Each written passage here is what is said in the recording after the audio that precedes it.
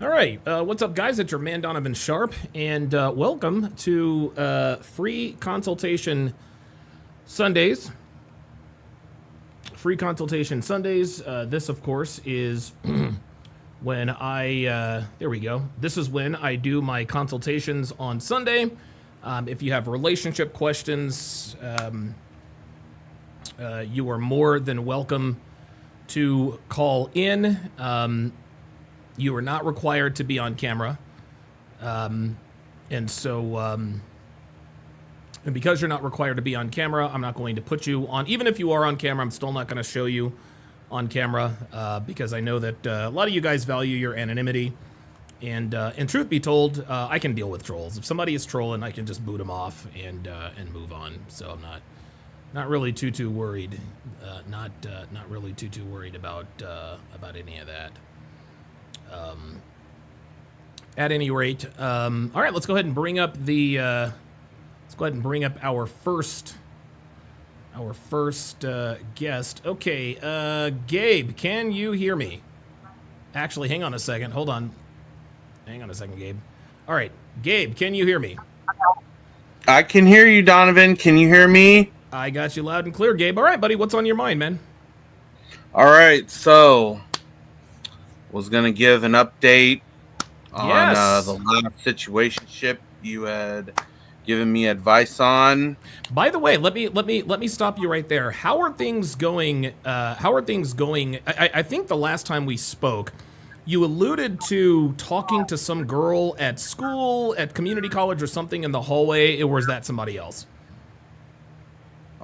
Yes, that was the same one that I was going to update on. Okay, let's get it.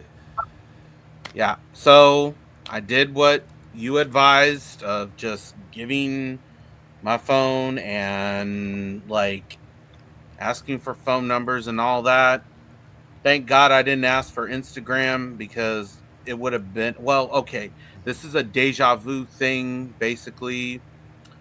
But yeah, I did get confirmation up front that yeah, the girl does have a boyfriend. And that's not what hurt. That's not what hurt though, actually. Because the reason why I say that I'm glad that I didn't ask for Instagram and did what you advised is because way too many times either I get blocked and ghosted if a girl finds out that I, follow, say, you, for example, or any RP influencers or whatever, right off the bat within 24 hours. Yeah. One girl actually broke a record of doing it within 30 minutes, but that's a separate issue for a separate day. Okay. But yeah, so because the reason why I say that is that part, but also because I end up then like getting led on and being told via DM because they're too cowardly to tell me in person up front that they, already have a boyfriend or that they're rejecting me or whatever. Let me stop you right there, Gabe. Let me stop you right there. It's not that, and I understand what you're saying when you say girls are too cowardly to be straightforward. I wouldn't call it cowardly. Girls are just not, they're just not as direct as we are, number one. Yeah. Number two, girls don't like confrontation, okay? Especially feminine women. Listen, Devin, she hates confrontation, okay? And I'm not trying to tell you that I like confrontation because I do not like confrontation, but I don't shy away from it when necessary. And so what you're going to have to understand is that moving forward, you cannot count on the women that you deal with being straightforward and being direct with you because this is just not how they're designed. I don't want to call it cowardice. I don't know. Maybe there is a little bit of cowardice that comes with it, but expecting a girl to just tell you straight up, I have a boyfriend or I'm not interested. This is why I teach men to pick up on the cues that indicate that she has a boyfriend and or that she's simply not interested. I should have said what you just said. That would have probably lessened the anxiety or anger on my part. But to add to that, what actually hurt more, I'm not upset, I'm not pissed off about this now like I was in the moment, but the typical BS, like womanese that I heard was, oh, I was just being friendly or whatever, and blah blah blah blah blah. Charlie Mm-hmm. Brown teacher, wah wah wah wah Wah, wah wah, wah wah, wah wah, wah wah, wah wah, wah, wah. wah wah wah Right. wah wah wah wah. I was just being friendly, wah wah wah wah wah wah. And then smug, reference to like the age gap or whatever, blah blah blah Sure. blah blah. Whatever I excuse. Yeah. appreciate, yeah, I appreciate that you're, you know, this or that or whatever, or saying this or that you think or feel about me or whatever I said. The whole like, oh, I was just being friendly part hurts more than the whole like rejection part, honestly.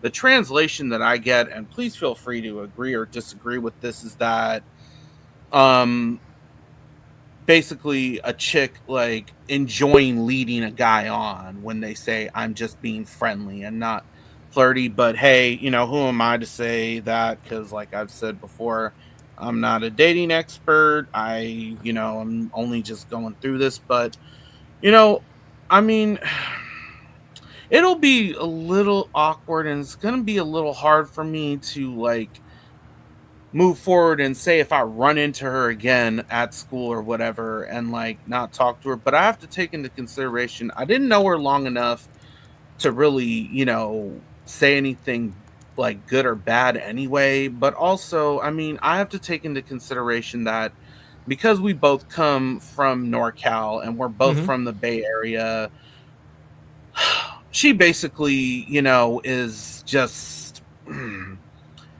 even if things had gone good between me and her, it's like I said before, I spent a long time wanting to get out of there. Mm-hmm. I don't want to deal with somebody who basically will remind me of, and I'm not saying she's a feminist. I don't know, maybe she's not a feminist. I don't really care, but Sure. would I really want to deal with somebody who has those like gynocentric feminist qualities, like if things were to go good? Probably not. However, I don't want to sound like I'm digressing or deflecting, but I mean, Mm-hmm. unless you have anything you'd like to say about how I'm handling the situation, which is going to take a Yeah. while for me Listen, to. I mean, it sounds like you're handling the situation pretty good because at the end of the day, Gabe, she just wasn't attracted to you, right?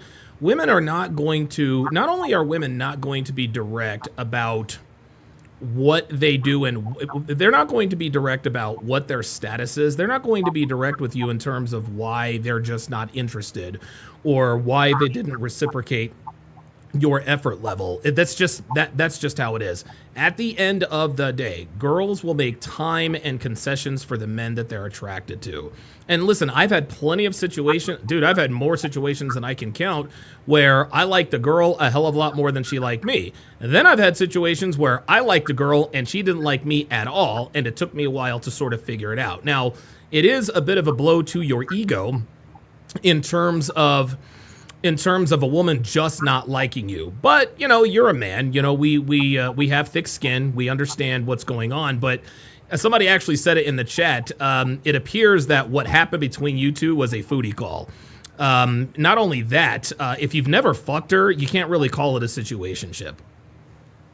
Good point. Good point. I do, if I may ask, when I said like what about the whole friendliness, like BS that she was giving, and Mm-hmm. how my interpretation is that she was enjoying like, not her particularly. Let me Mm-hmm. backtrack.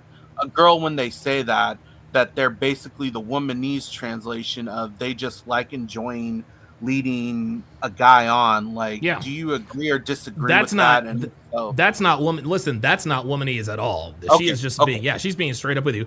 Girls get off. See, girls get off on leading guys on because it's a manifestation of their one true agency, their sexual attractiveness.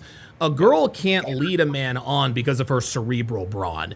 A girl can't lead a man on because of the way she cooks, right? Now, some of these can certainly be factors in terms of her leading you on. Like if she's super attractive and you guys are on the same philosophical level, she can sort of lean into that. But at the end of the day, what it comes down pardon me, what it comes down to is that she just wasn't she just wasn't attracted to you. It is what it is, charge it to the game. There will be other girls, but just make sure you keep that in mind, that girls love leading guys on, because it is the reason why girls lead guys on, the reason why girls swipe right on Tinder. There are many reasons, but one of the main core reasons is to make sure that they are still sexually attractive to the opposite sex. Even if a girl knows she's sexually attractive to the opposite sex, the most attractive girls are also the most insecure girls, Gabe. And I think what we have to realize is, again, women will make time and concessions for the men that they want to spend time with. And if you find yourself chasing her, then chances are she probably isn't. She's not as interested in you as you are in her, which is fine. You're gonna go through this many times in life. Just be ready for it. You actually answered a question I was going to ask about a different. I'm going to just call it situationship, even though someone in the chat may not think that it is, or maybe it isn't, because I've been thinking about a rebound recently that I've been really thinking about. Is that recently, and I'm really shooting myself in the foot when I admit this, because okay. And Aaron, I see you in the queue. Aaron, I'll get to you right after Gabe. Okay. Yeah, sorry about that. No, you're yeah, okay. just recently, recently I've been noticing, like, when I talk to, and I alluded to this before about how, like, it's difficult for me to sometimes, like, talk to girls out of my league and whatnot, but for some strange reason, I feel like I have a false sense of bravado and confidence when I try to talk to them like a pretty boy or whatever. Let me stop you right there. It is better. Listen, you're right, Gabe, but it is better to be overconfident than underconfident. Okay, I agree. 100%. Yes, I 100% agree. Yeah, girls will reward an irrational. They will reward an irrational sense of self-confidence a hell of a lot more than an irrational self of non-confidence. If you're not if you can't at least fake it, if you don't have the balls to at least fake it, girls aren't going to respect you one way or the other. And it sounds like you already know that. I agree. The reason why the point I was going to make is that because I'm thinking about a different situationship, and for some strange reason, like, I've come to notice recently that when I talk to girls that are out of my league, which recently have been, let's just call it the hot girls club on any college campus, hint, hint. Sure, of course. Yeah. So basically the sorority girls, right, which is a little too far, probably, given my status, as I call it. No, it's not. It's not a little too far. If there's an attractive woman you want to shoot your shot at, shoot your shot, man. There's no too far. If you want to shoot your shot, shoot it.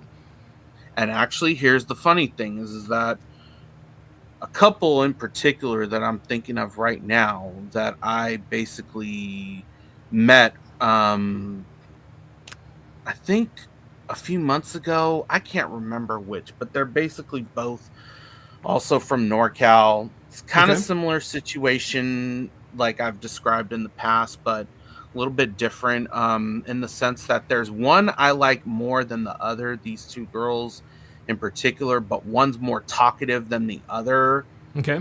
The one I like more, though, isn't as talkative, but, like, when we pass each other by, like, she will talk a little flirty and say, "Hi, Gabe," or whatever, like that. So, like, what you were explaining a minute ago about how even the hottest girls can be insecure and whatnot, I'm thinking back, and I'll have to rewatch this at a later time because you had answered my question about, the dynamics of all that. So, I mean, with that being said, I mean, I was going to go on a whole diatribe because I can't remember if it was these two or someone else that, when I originally met the first one of the two, that's the prettier one, that's more talkative, like, who's a little condescending in my opinion, but then again, what sorority girl isn't?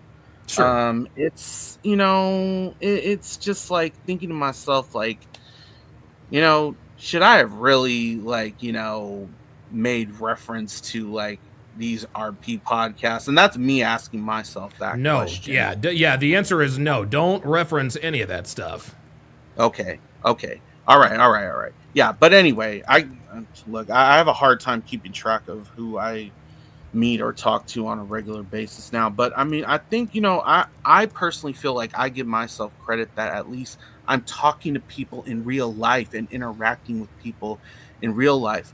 Still have a long way to go, and I'm far from perfect, and I have far to get lucky, quote unquote. But I mean, I think, hmm, it's going to Let me be ask you difficult this. for the. Let me Yeah, let me go let ahead. me Go let ahead. me yeah, let me ask you this, Gabe. You said you like one, so there are two girls that are on your radar.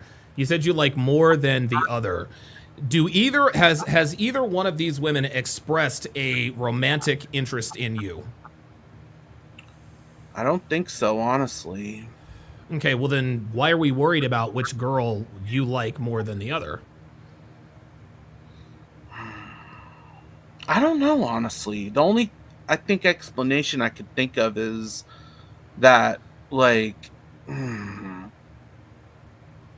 I think the only explanation is thinking that, maybe one that I like less could vouch for me in some capacity. And I don't know if that's a weak minded way of thinking, but I mean, because I know I've made reference to a beta way of thinking, but I mean, Sure. yeah, the only thing I can think of, honestly, I guess to kind of, finish off is that it's going to be a very long summer because I'm off of school now until August, but I also Mm-hmm. have personal priorities I have to take care of that are obviously more important, but it's going to be a little difficult, regardless of whether, like, a chick is like, status or low status or whatever, at school or whatever, for the whole summer. They're out having hot girl summer right now while I'm sitting here trying to enjoy my time off of school and looking at what my priorities are that I have to get taken care of, twiddling my thumbs basically. I mean, it is what it is, but you know what? I mean, the way I see it, and I'll try to leave off on a more positive note, is that at least I have this time to relax and hopefully grow. And if you have these free consultations like throughout, you know, the summer before I, go back to school, hopefully, and I mean, not just you, but anybody I talk to, Yeah, yeah. turn to advice, or whatever privately or whatever, can lead me in the right direction, of Okay. course. So, Well, yeah, that's let me where I ask you stand. let me ask you Yeah. one very, very important question. How tall are you? 5'6". You're 5'6". How much do you weigh? Let's just say a lot. Tell me, how much do you weigh?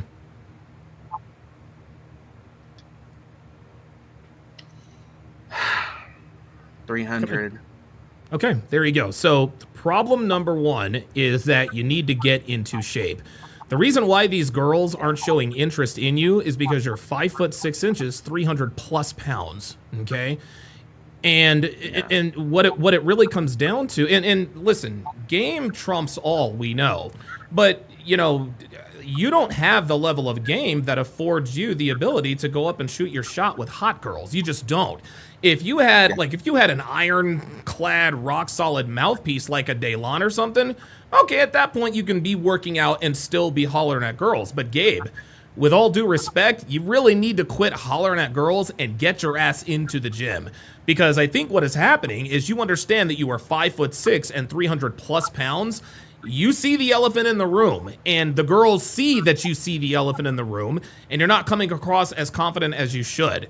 And the thing is remember, earlier I told you it's better to be overconfident than underconfident. Well, girls have a sixth sense in terms of knowing which guys are faking it and which guys are the real deal. So if you really do have a mouthpiece and you start talking to girls, it becomes evident to them in about 5 seconds, okay, this guy's a little heavier than the type of guy that I would normally go for, but I really like the way this guy is making me feel. You're not coming off that way. So what you need to do is you need to offset your lack of game with your physique. You change your body, change your life. Because there's someone else who I know is 5'6" and he fucking slays pussy like it's going out of style. His name is Kevin Savo. Kevin Savo is every bit of 5'6". Maybe he's 5'7", but the dude is jacked. That's why girls can't get enough of him. Kevin Savo does have a modicum of game, but what gets him more opportunities than anything is his physique. So what you need to do, instead of relaxing this summer, you need to get your ass in the gym so that when you do go back to school in the fall, you can start approaching these girls with a real level of bravado and confidence. None of this fake stuff. When I said relax, I mean, I didn't mean like, just sitting around doing nothing. I mean, okay.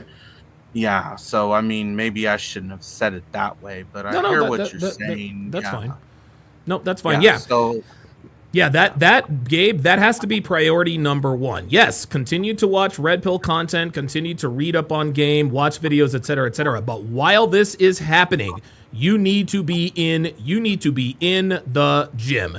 Because I'm gonna tell you what, if you are 5'6", 300 pounds, the least of your worries are these slutty sorority girls who are looking right past you. They're basically just using you for attention. They know that you know that they know that you know that you're never going to fuck them. So there's no need in even thinking about this stuff until you are in the gym regularly. Does that make sense? It does. I do want to ask though, would it be realistic, like for me, just to not even talk to like any of them if they're in that status, or like? Yes, that is very wise. Do not. You're absolutely right, Gabe. So you're already starting to get it. Do not waste time with girls who are not sexually interested in you, because being friends with girls is useless to you and useful to them. They're getting all the benefits of being in a relationship without having to put out. And that is where you lose. This is why girls love having guys in the friend zone, but there's also a reason why this is why they pretend, Gabe, that they like to pretend that they don't know that you want to fuck them. You know Gabe wants to fuck you, right? No, he doesn't. He just likes me. No. Because if they admit that to themselves or somebody else, then the jig is up. They can't hang out with you anymore and use you for free attention. Dude, Alan Roger Curry, God rest his soul, said this a long time ago. No more free attention, man. No free attention. But again, priority number one for you this summer, and this is June the 1st. Tomorrow is Monday, Gabe. That is the perfect day for you to start. You need to start. You need to hit the gym, and you need to hit the gym starting tomorrow and lose this weight, because I promise you, when you start losing weight and getting into better shape, girls will change the way they look at you. And when girls change the way they look at you, it will change the way they treat you for sure. Well, I do thank you for all absolutely, of that, man. Donovan. And Absolutely, I definitely do want to be optimistic, and I hope that, don't be optimistic. Don't be optimistic. Don't be optimistic. Be busy. Okay.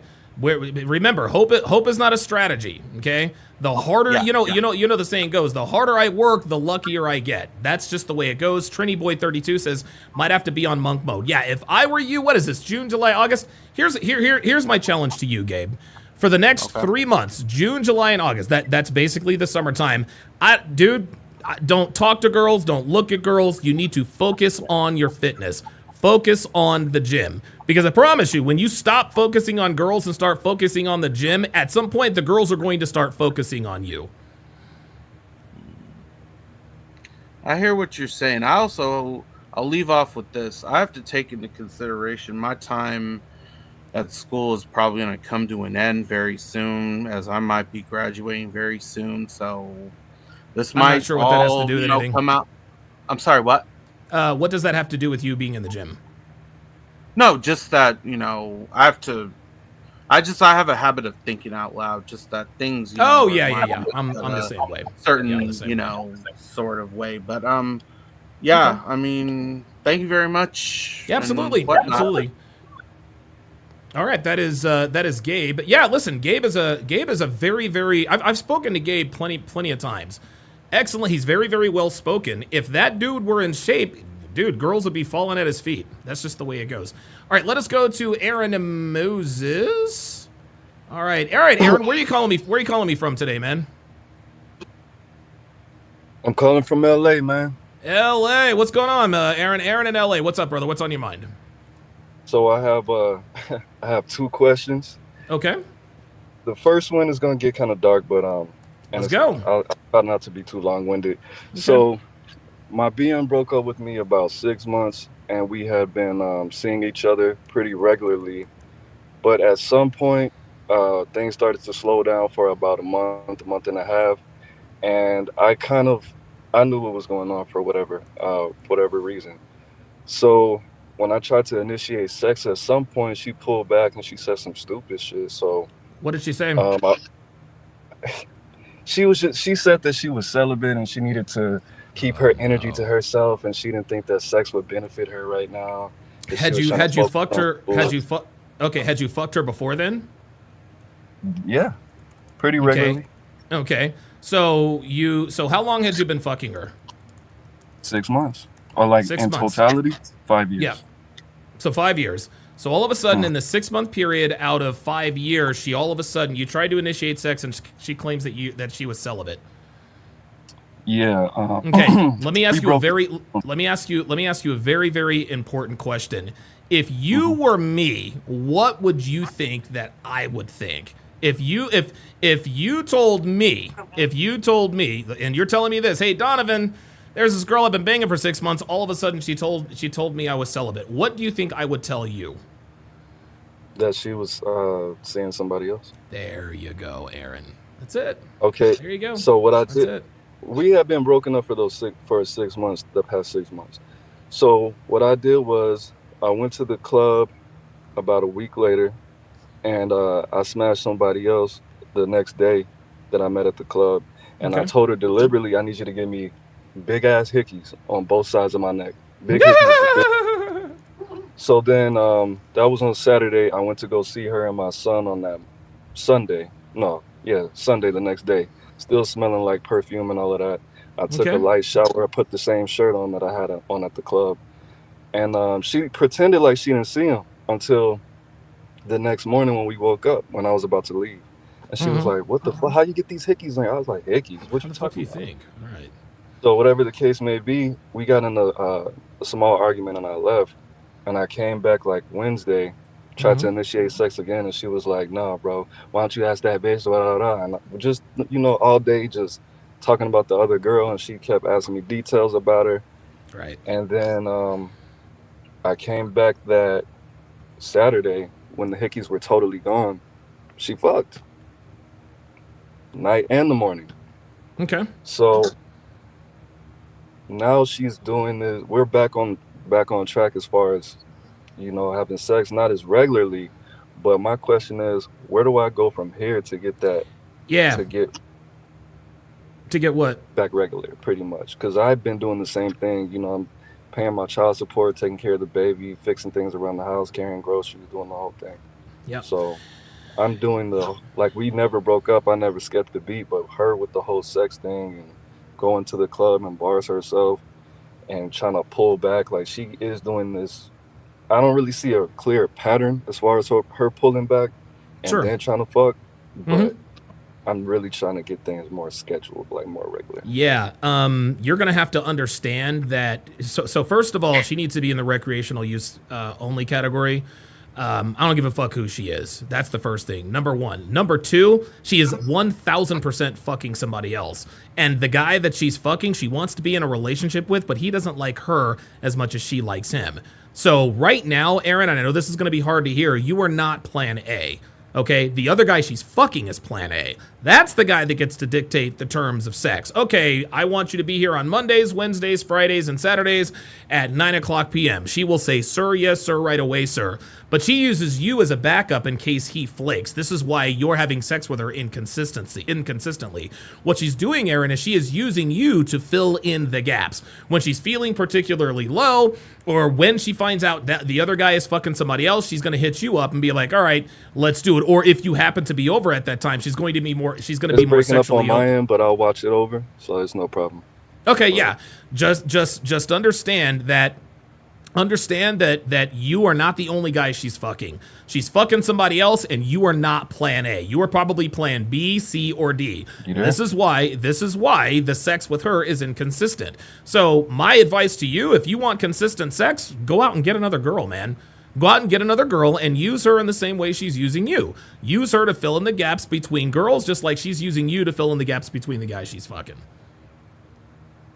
Okay, yeah, I'm getting out there. I'm getting numbers and all of that.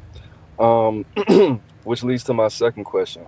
I live in LA. I've stayed in Chicago, Atlanta, Phoenix, all party cities.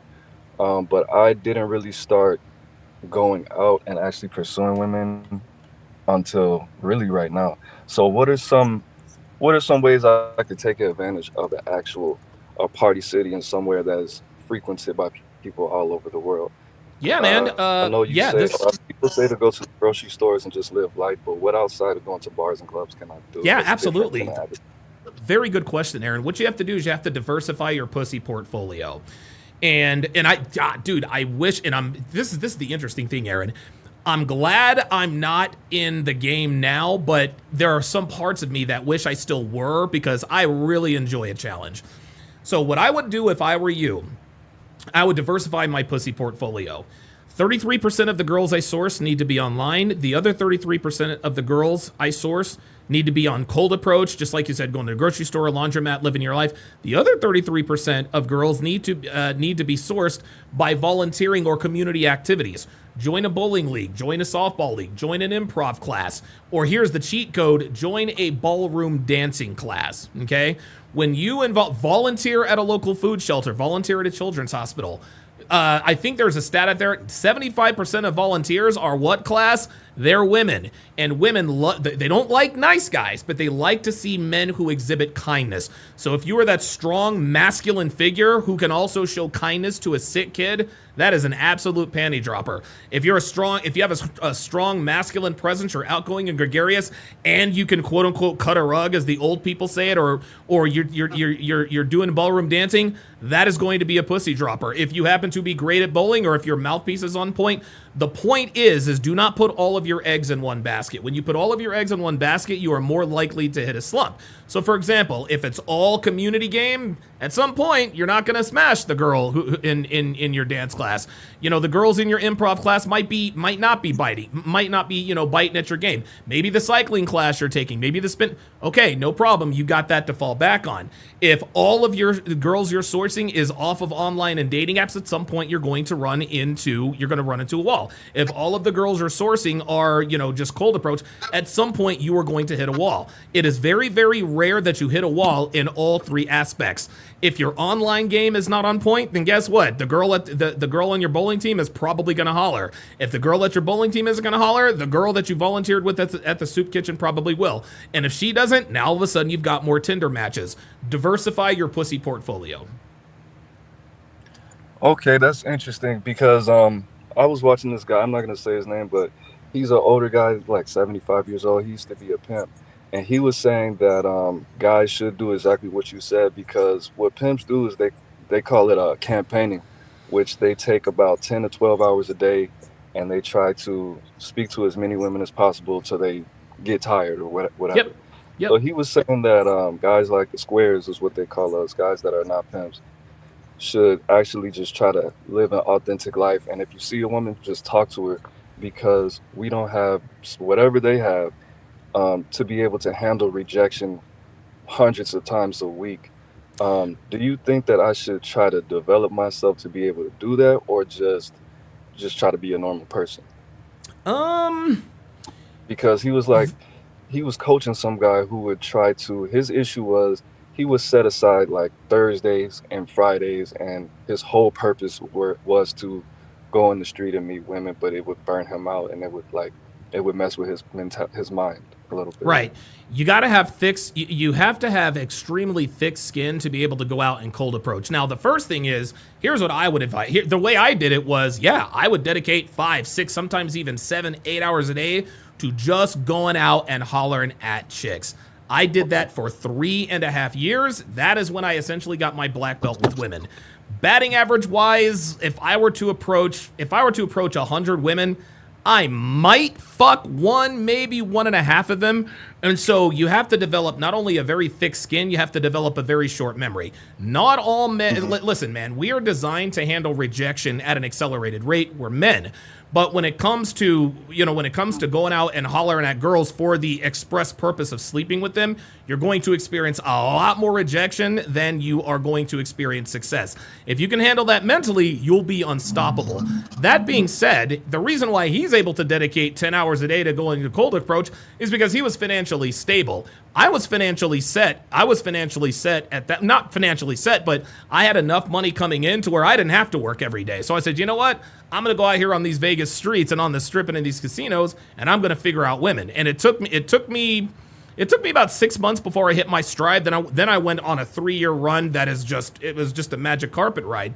But at some point, it does begin to fuck with you. And when it starts to fuck with you, all you got to do is take a break and fall back. If I were you, and I don't know what you do for a living or anything like that, but the only feasible solution, or the only way that I would endorse you just going out and hollering at chicks for 6-7 hours a day, is if you have some sort of passive income that can support you. Because, dude, hollering at chicks if you're broke or if you're overweight like a Gabe, or if you have an alcohol problem like me, that's not really going to do you much good, right? So if I were you, unless you have passive income coming in, I would go with option number 2. Just live your life, live an authentic life. If you see an attractive woman you want to talk to, then talk to her. Okay, solid advice, man. I appreciate that. All right, Aaron, thanks for calling in, brother. Definitely, y'all get the likes up, man. Pull up. Yes, sir. Do what he says. Pull up. Aaron Moses, the one, I think he is in the chat. All right, let me go to Oscar. What's going on, Oscar? How you doing, man? What's on your mind? Where are you calling from today? What's going on, Donovan, man? I'm actually on the road right now. I'm heading to work, but I'm from New Orleans, Louisiana. Okay. I wanted to say thank you for your time. You basically, I seen the thing on YouTube where it said like the Sunday thing. So I'm guessing it's just you giving back, and but you definitely OG in the game. I think I first heard of you when like Fresh and Fit, when they were like just starting out, like years back. Yeah, man, just how they learn from you, and you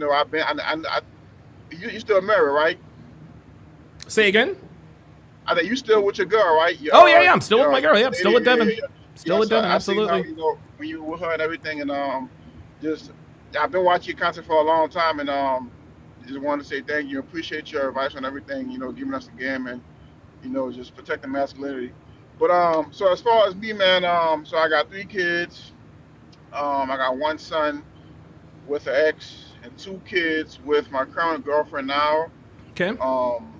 I do plan on, marrying her, but honestly, the relationship is kind of rocky right now. It's a plethora of things. Okay.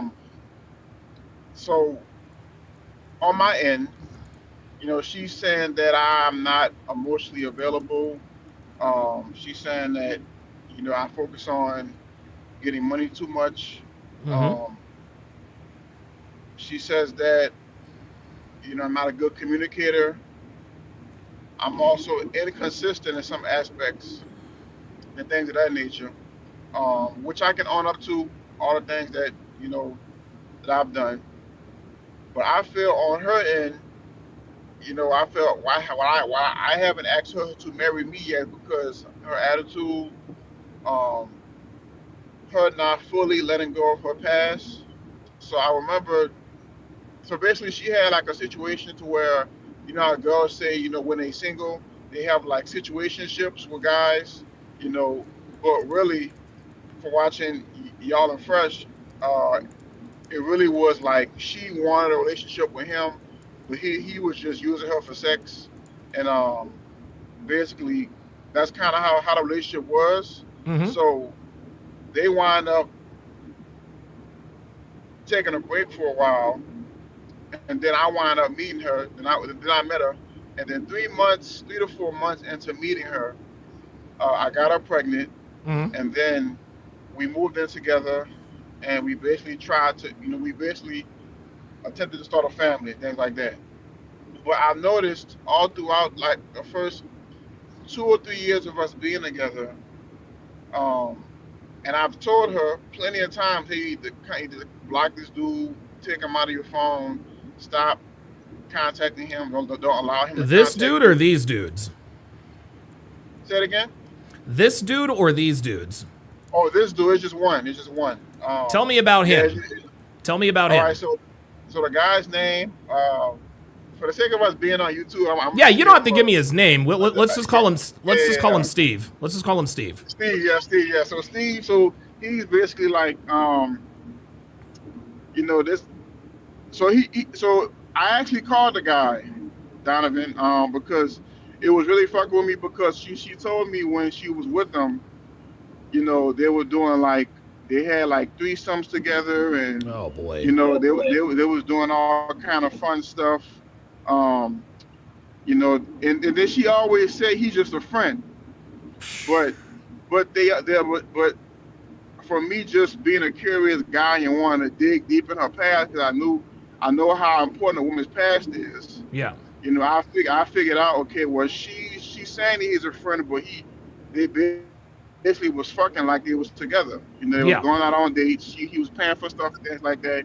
And I found out while she was with me, he was like sending her money. Yep. And I found out through her bank statements.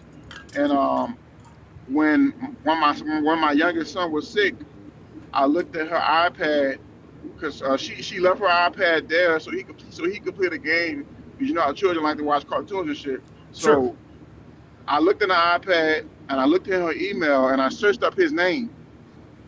And his email popped up with how when you send money to somebody through Yep. PayPal or Yep. whatever, it Or pops Cash up. App. Yeah. So, Yeah. so his name popped up. I'm like, what the fuck?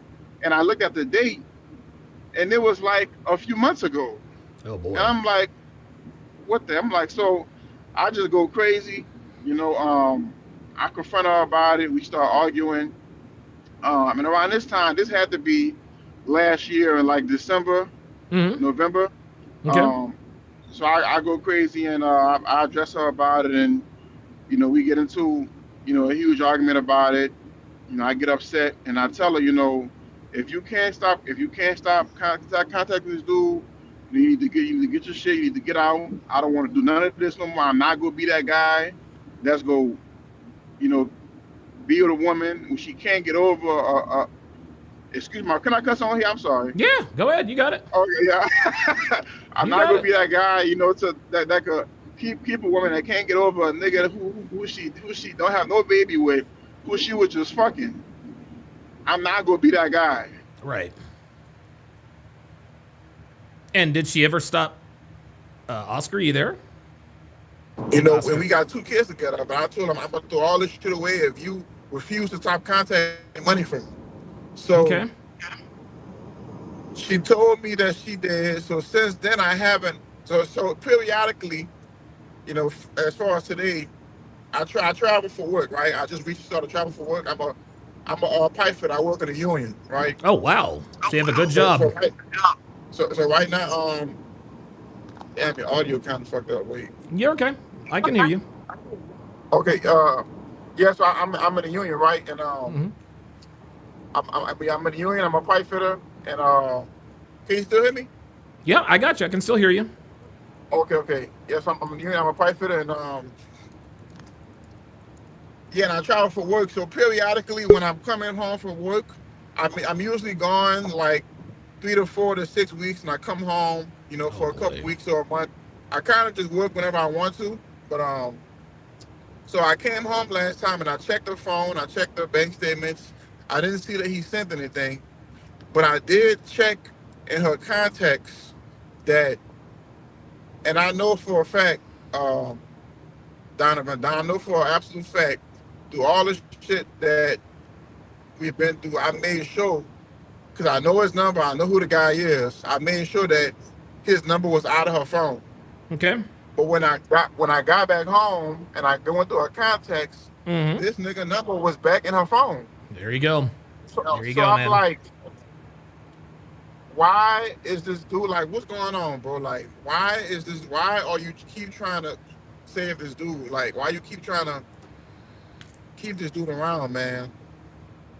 And what did she Like, say? and she's like, oh no, and she was like, oh no, no, you must have didn't delete it on my phone, and um, you forgot. I'm like, Come on, motherfucker, man. if I was to I forget a lot of shit. One motherfucking thing, I would not forget that. I'm not gonna forget that I deleted this number that you've been fucking for me out of your phone.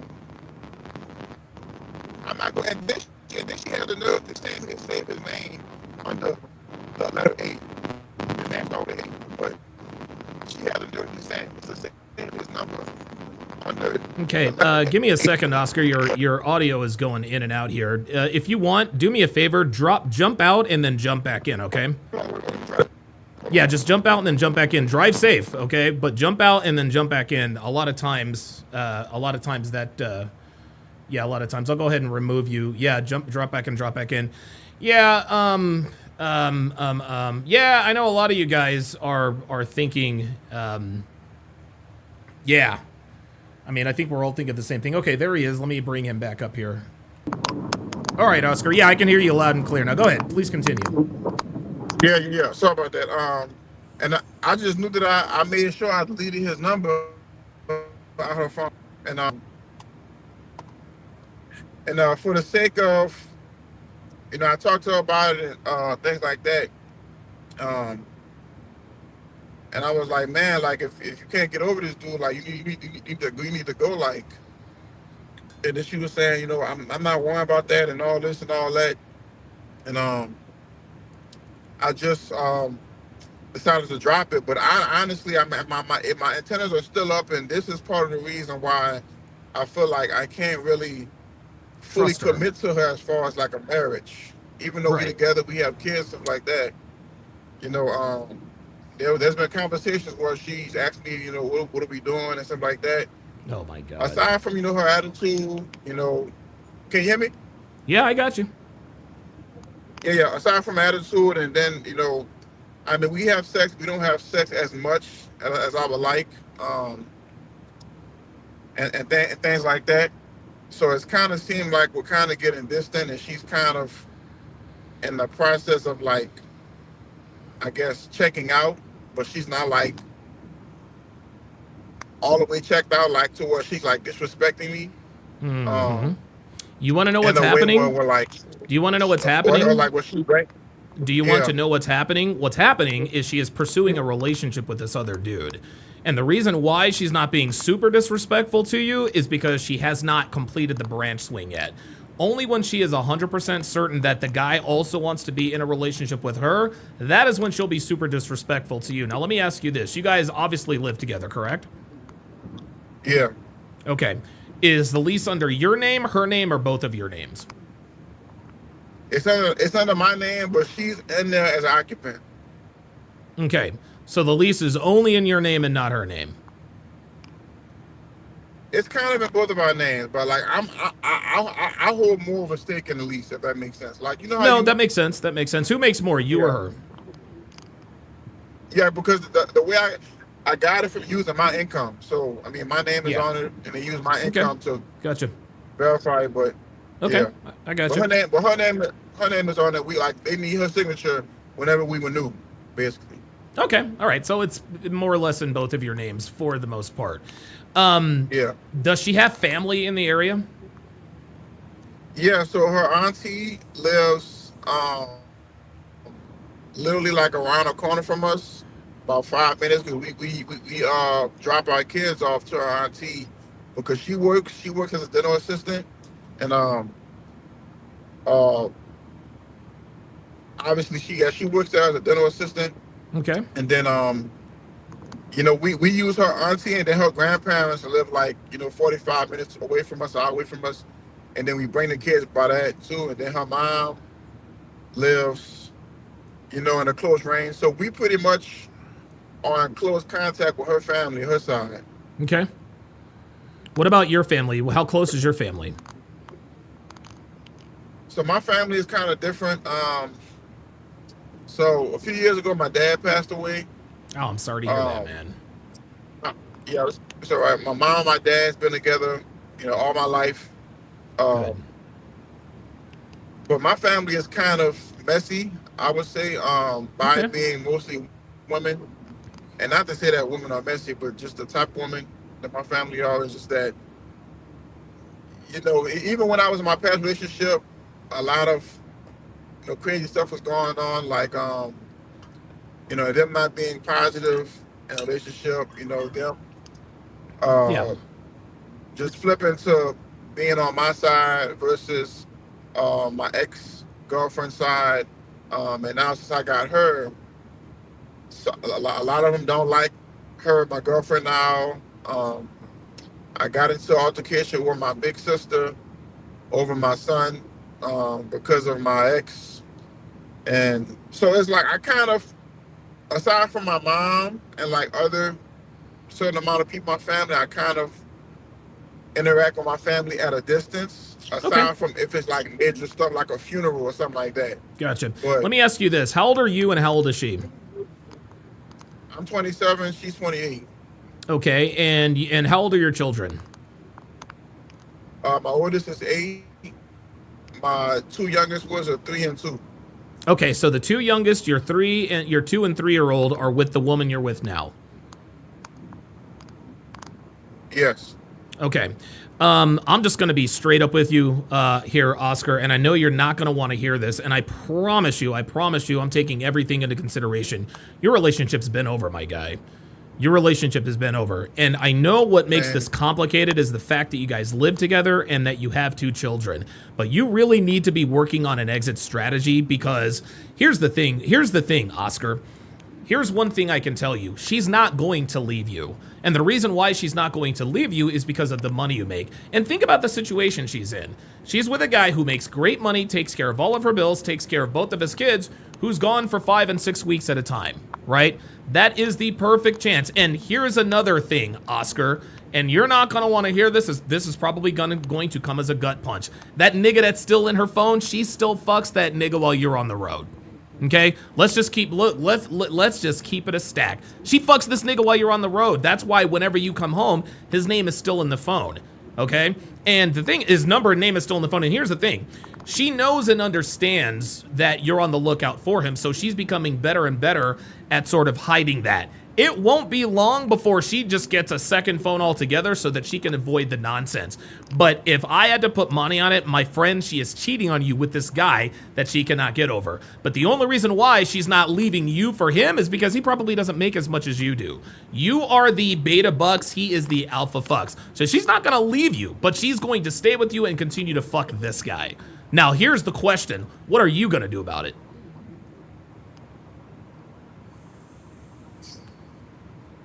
And I definitely appreciate you for saying that, man. But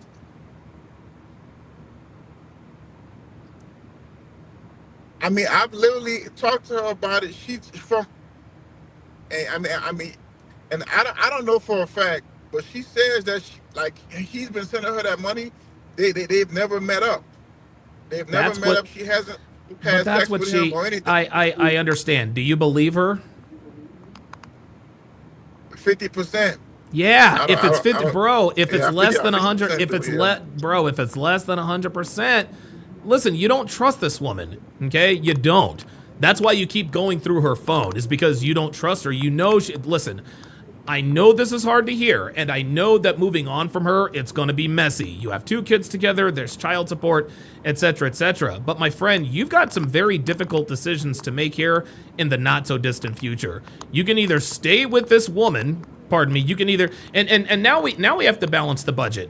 Do you think it would be less, honestly, I think it would be less expensive for you to just live apart from her and pay child support than be living with her, because I can promise you. Does she have it? You said she works as a dental assistant, right?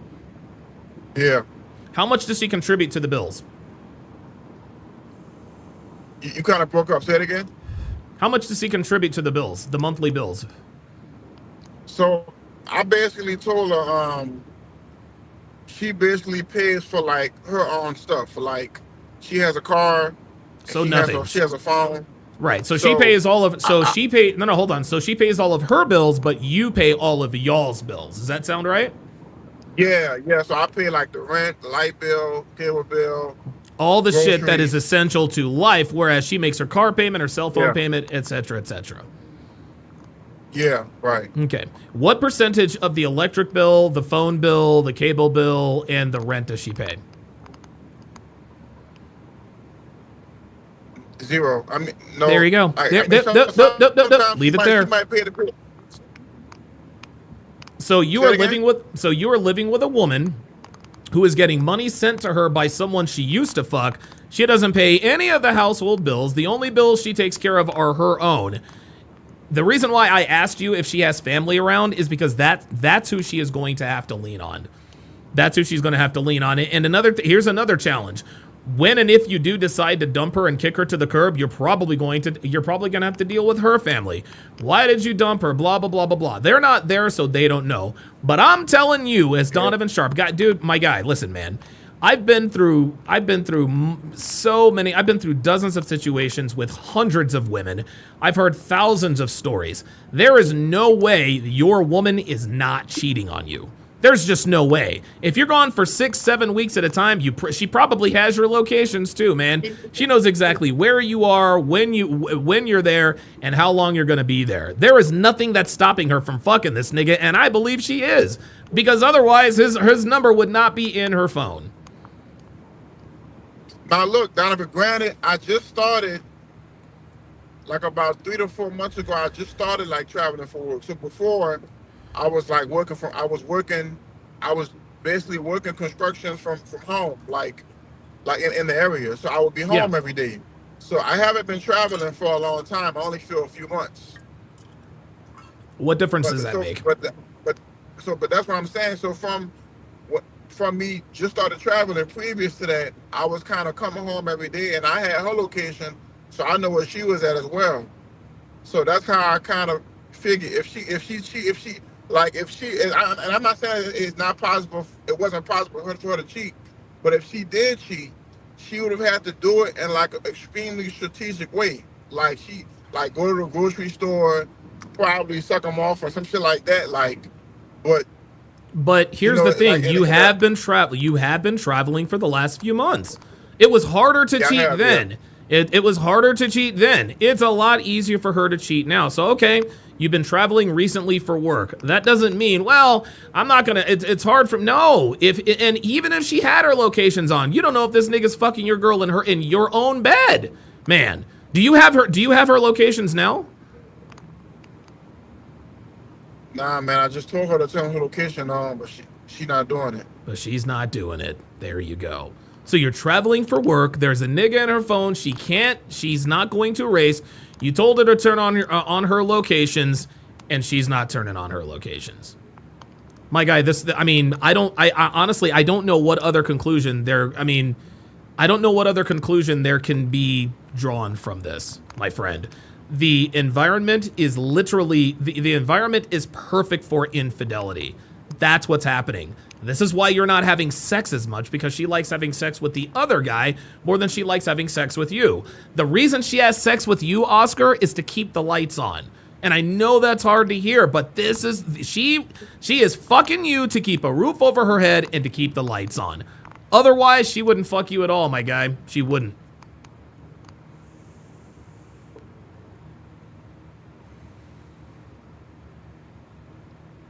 I mean, So now I do have cameras in my house. Are you reading the chat, or are you just telling me that? Oh, no. I can't even see the chat, Donovan. Damn, I can't even. I was just telling you that. I was telling you that, yeah. You do have cameras in the house, but you don't have her locations. So she could be anywhere right at now, any no. time. Look, I know, bro, I know this is hard to hear, and I know you probably love this woman. I know you probably do, but I'm telling you right now, if you you're already inextricably tied to her for the next, for the next 15 and 16 years. You got a 3-year-old and a 2-year-old. Fiscally speaking, it is going to be far more expensive to live with her than to live without her. What you need to do is you need to go and hire listen, you make good money. Go and hire a lawyer. Look, we're not legally married, but we got a couple of kids. What are my options? You need to move out, Oscar. That's what you need to do. you need to move out. And I'm not saying abandon your kids, blah, blah, blah, blah, blah, but as the mother of her, and you're not, and again, you travel for work, so there's no way you can get full custody. So now you have a decision to make. You have a very important decision to make. Knowing what we know now, why on God's green earth would you continue to live with this woman? And I want you to answer that question truthfully. What advantages are there to living with this woman?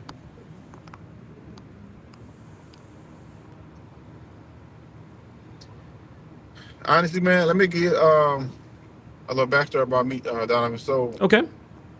my oldest son, right, that's 8 years old, right? Me and his mom didn't work out. And so I left her, but the only reason I left his mom, and shit was toxic and bad as well with my ex too, but the only reason I had to leave her was because she put me in jail, Donovan. Like she called the police on me. We had a toxic, abusive relationship, and she called the police on me, and she put me in jail. And to this day, my record, I have a clean record. The only thing I have in my record is I've been arrested. If the police pull me over right now, I'm driving right now. If they pull me over, they go see that I've been arrested, but I've never been convicted of anything. Okay, that's good. But I came to a realization that the only time I really had to, because she called the police on me multiple times, but the only time that I've ever been in a situation where I had to go to jail was because of her. It wasn't because of a woman. I don't drink. I don't smoke. Oh, wow. I'm out in the streets. Right. I'm an honest guy. I got You're a real a good estate dude. company. I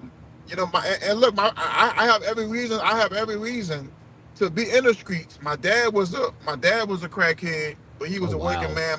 Most of all my family was in the streets doing drugs and doing all the gangbanging shit. And you made it out. I chose to go a different route on purpose. So, but when I come to a realization, okay, if I'm not doing all of this, but I still wind up in jail because of a woman, I got to get the fuck away from this woman then, because this is not me. So, and you made the right choice. Say it again. You made the right choice. Yeah, but then even though I felt I did make the right choice, and I still feel that way. The side effect is, it hurts my son because Yeah, man. People don't talk about this, Donna. People don't talk about this. People always talk about, okay, leave. Okay, Yeah, leave, right. But there are leave, implications. Like, you have 2 children with this woman. You know what I mean? Like, it's not that simple. Right. So, the effects is, my son, he's in 2 different households. I have to, be aware and cautious of like who she's bringing around him, and she's honestly not going to be cooperative a lot of the times on, on the way that I feel he needs to be raised, and vice versa. So this has impacted him, mentally, the way he acts up in school and things like that. Oh, wow. So each time I'm with him, I try to, spend as much time with him and let him know, I love him so much, and try to pay attention. And this is your 8-year-old, like correct? That. Yeah, my 8-year-old, yeah. Okay. And it's hard, so it's part of that. And also, my mom and my dad's been there for me, and I know they haven't had a perfect relationship. Sure. So I know if, and don't get me wrong, Donovan, if I had hardcore evidence of my woman now cheating with that guy that we talking about, even though it would hurt, I would leave, because as a man, I can't, at the end of the day, I have to have respect, for myself. So I can't be in a situation where, after all this time, and I'm in like 4 years now, after all the time, you know how I feel about the guy, and you still go have sex with him, yeah, if any sort of pain that I got to go through to get away from you, I'm willing to do it. So let me get this straight. The only reason why you haven't left yet is because you don't have 100% ironclad evidence that she has cheated. Honestly, that's how I feel, Donovan. Yeah. Well, Oscar. That's really Unfortunately, facts don't give a fuck about your feelings, man. They really, really don't. If you were a betting man, if you had to bet everything you owned on her faithfulness, would you bet it? There's your answer. You've hesitated. You've hesitated. You've hesitated. Because guess what? I would bet everything I own on Devin's fidelity. I know she's not cheating on me. You know what I'm saying? Like, dude, I'm here 24/7. She's here. She's literally not going anywhere. She is all about me. Most men can't say that about their woman, but especially in your case, if you aren't ready to go all in and say, you know what? I know she's not cheating on me. Because here's the thing. If you were 100% certain she wasn't cheating on you, you wouldn't be talking to me right now, man. And if you're looking for permission from me, if you are looking for permission from me to ignore all of the circumstantial evidence that Mac just said, if you're looking for permission from me to ignore all of the circumstantial evidence that she's cheating to stay with her, you are not going to get it from me. Now, I do understand that everyone in the chat, myself included, we are emotionally divorced from the situation. I don't know you, I don't know your girl, I don't know your kids. And so I know that there are other emotional strings at play. That being said, do you really see this relationship going the distance, Oscar?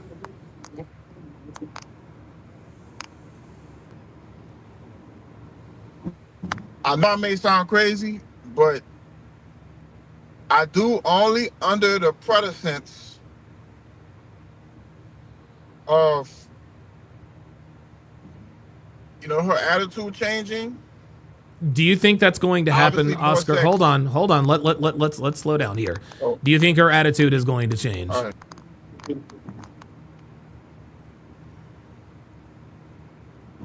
I'm hoping it is, Donovan. No, but you're right. Listen, I agree. But hope is not a strategy, Oscar. You can't hope that, like, I think, and again, I know this is hard to hear. And when I say, hey, look, you got to get up out of there, that doesn't mean that you have to, be out of there tomorrow.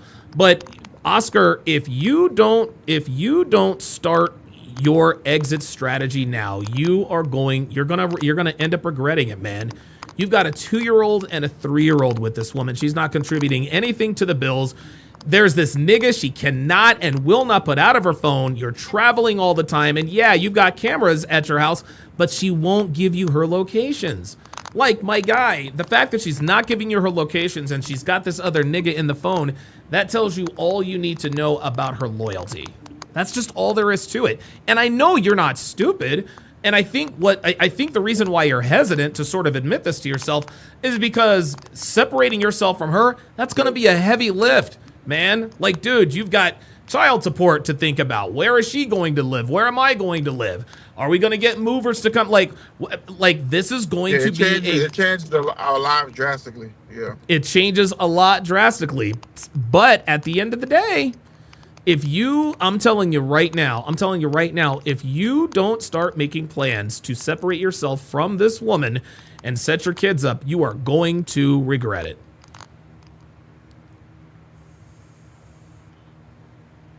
So you saying there's no hope? So you saying there's absolutely no chance? There is positively zero chance, Oscar. There is positively zero chance. And again, as a man, Oscar, you have to live your life based on probabilities, not possibilities. Is it possible that her attitude changes? Absolutely. Is it possible that that eventually this other dude that she has in her phone won't be in her phone? Absolutely. But it's not probable. How long have you been with this girl? 5 years? About 5 years, yeah. 4 or 5 years, man, and shit hasn't changed. You've put 2 babies in this bitch. This nigga keeps sending her money. You think he's sending her money for free? You think he's sending her money out of the kindness of his heart? That's what like, why would a guy send a woman money? Because he's fucking her, Oscar. That's why. He is sending your woman money because he is fucking her. That's why. Because niggas like him don't send money to bitches out of the kindness of their heart. It just doesn't work that way. She is cheating on you, Oscar. She is. She is 246% cheating on you. And I know it's hard for you to admit this to yourself. But in order for you to move on, you got to start being honest with yourself. There is way too much evidence. There is more evidence to suggest that she is cheating than to suggest that she's not. Not one thing about this situation tells me she's not cheating. Not one. You travel. She's got him in her phone, and she doesn't have her locations on. You keep telling her, turn on your location, she's not doing it. Whatever reason she gives you is immaterial. The reason this man is sending your woman money is because he is fucking her. And you got to understand, here's something else too, Oscar. She's not going to leave you. Okay? She's not going to let you off the hook by breaking up with you. Okay? And this is the difference between men and women. We got to do what's hard. Okay? Men, we got to do what's hard. If you're expecting her to do the hard thing and just come to be like, you know what, Oscar? You know, I've been fucking this other dude and he's been sending money. It's time for me to go. Oscar, I'm telling you right now, that's not going to happen in the next 120 million lifetimes because this is just not how women operate. They don't operate that way. She is not going to let you off the hook. And as a man, what you got to understand is that the hardest thing to do is often synonymous with the right thing to do. You stay with this woman, she's going to make your life a living hell. Every time you come home, you're going to be checking her phone. You're going to see his name in there. You're going to get into an argument about it. You guys are going to have sex. She'll give you starfish sex. And you're back on the road again. And now she's back fucking this nigga. This is not the way to live, Oscar. And I think you know that.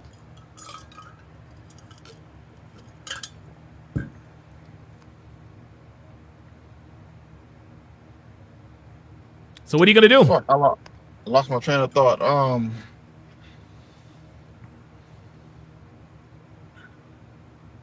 Oh yeah, but she's been telling me recently that she wants to leave.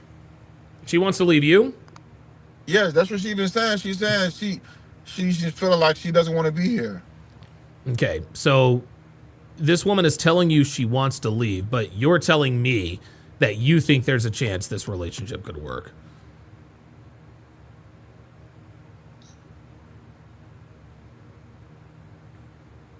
I mean, dude, and here's the thing. Women are never direct. Ever direct. But if a woman is direct with you and tells you, yeah, I want to leave, you know what you should do, Oscar? You should believe her.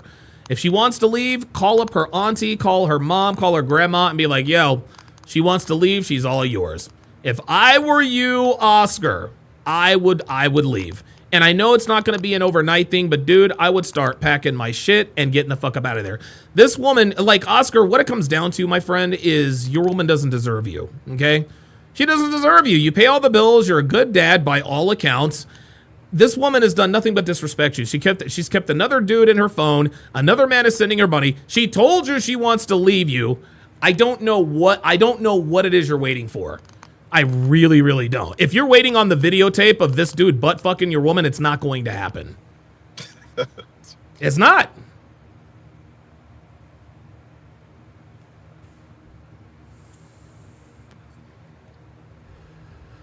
So what are you gonna do about it? But it's like this generation. You don't see any like real families anymore. It's like I don't want to be one. It hurts to be one of that, Donald. That's what I'm saying. Like, yeah, you're making excuses. You're making excuses at this point because what I'm advising you to do, and let's not beat around the bush. I'm not gonna sugarcoat it. What I'm telling you to do is extremely difficult. Like, you have a life with this woman. You guys live together. You have kids. You probably have a storage unit with some of your stuff in it. I mean, your lives are inextricably tied to one another. And the fact that you guys have 2 children together, that makes it infinitely tougher to break up. So if you want to stay with her out of convenience, then just say that. Listen, I'm not going to agree with it, but I will understand. Like, I get it. But by the same token, you're not going to convince me that you're convinced that this relationship has a chance to work. And you can tell me, well, I'm trying to break the generational curse and I don't want to be another father. No, that's a bunch of bullshit at this point. And I get it. What I'm telling you to do is extremely, extremely hard. But you're still a relatively young guy, man. You know what I'm saying? You're 27 years old. You have your whole life ahead of you. And what's going to end up happening is if you stay with this woman is going to ruin your life, man. She's going to ruin your life. You really, really, really, really, really need to start an exit strategy.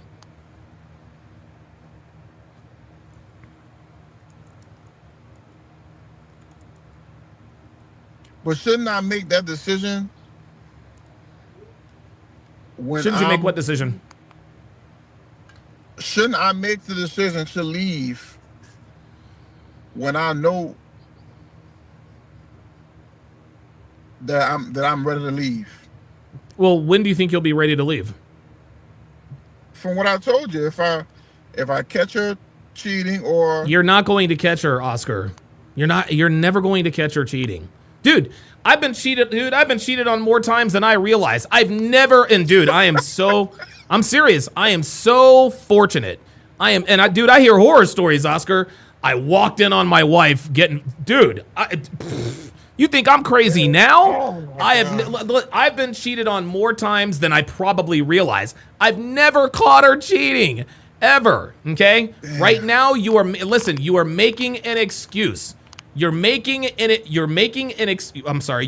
excuses at this point in time to not leave because it's the hard thing to do. But if you are waiting for ironclad proof that she's cheating, it's not going to happen. I could get a detective. I can hire a detective. Why would you do that? I'm saying if I really got it in my gut, okay, I feel like she's doing something. I could literally spend thousands on a detective to follow her around, take photographs, pictures, and videos all throughout her day for weeks, months at a time to really see, yeah, Oscar, look, this is the evidence. You know, she's been fucking on this guy, whatever. You know, thank you for your services, but this is what we did. This is all the evidence that we got from our investigation. So if I see all that, then I'll present that to her and I'll be like, all right. No, you're still bullshitting yourself. I think that if the detective gave you unequivocal evidence that she's cheating, I think you would probably still find a reason to stay. Nah, bro, I'm a leaver, bro. I put that on my dad. I'm a leaver. If I see that shit, I'm leaving her. No, but see, then you're never going to leave her. Listen, Oscar, I'm telling you right now, you are not going to catch. On me. Or if she does Say that, again? I'll leave her. Or if she does that, or if she do what my ex did and try to put me in jail, I'll leave her for that. Yeah, but she's not going to do that. Because she's never called the cops. You've never given her a reason to call the cops. You keep waiting for the smoking gun. And I'm telling you right now, you don't need hard evidence. You know in your gut something's going on. And I'll put it to you this way, Oscar. The minute you hire a private detective, your relationship is already over. Because even if he doesn't find something, you are still going to be questioning, why does she still have this dude's why does she still have this dude's number in her phone? It's because she's fucking him. Listen, man, you don't think girls know how to give private investigators the slip? You think that only men hire private investigators? You don't think that girls are friends with private investigators that tell them the strategies, tactics, and techniques that they use to catch them?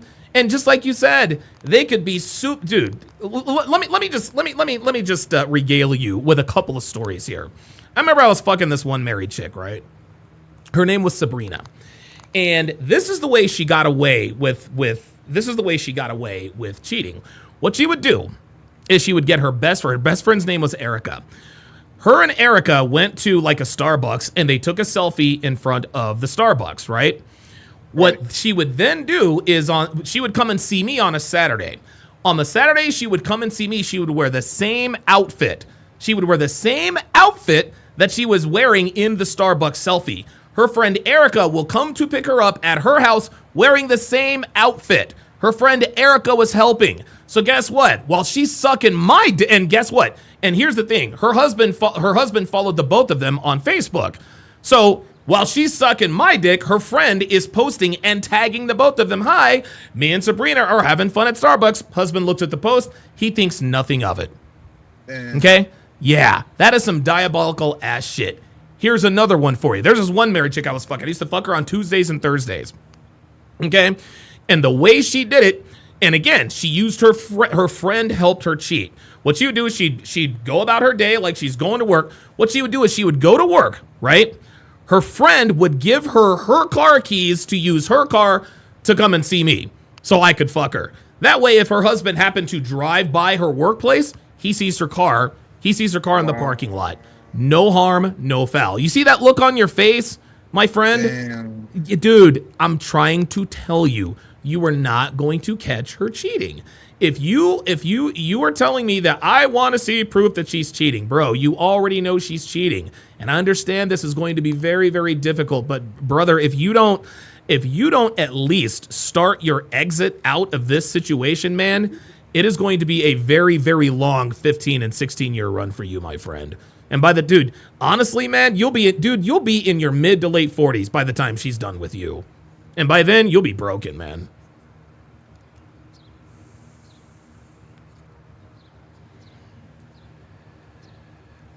I know this is hard to hear, but this is what has to be done, my guy.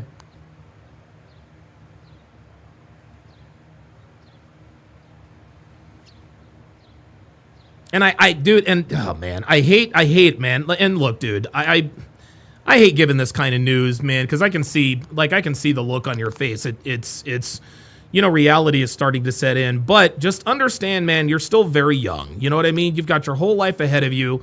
You clearly make great money. You travel for work. A lot of men would love that. But think of it this way. Just picture two lives. The life you have now, you're out on the road, you're checking your phone, where is she, what is she doing, blah, blah, blah, blah, blah. Or you're out on the road, you're paying child support, she lives with her mom or her auntie or whatever, and you're not having to worry about that. Instead, maybe you've got a Tinder date in the next town you're over on.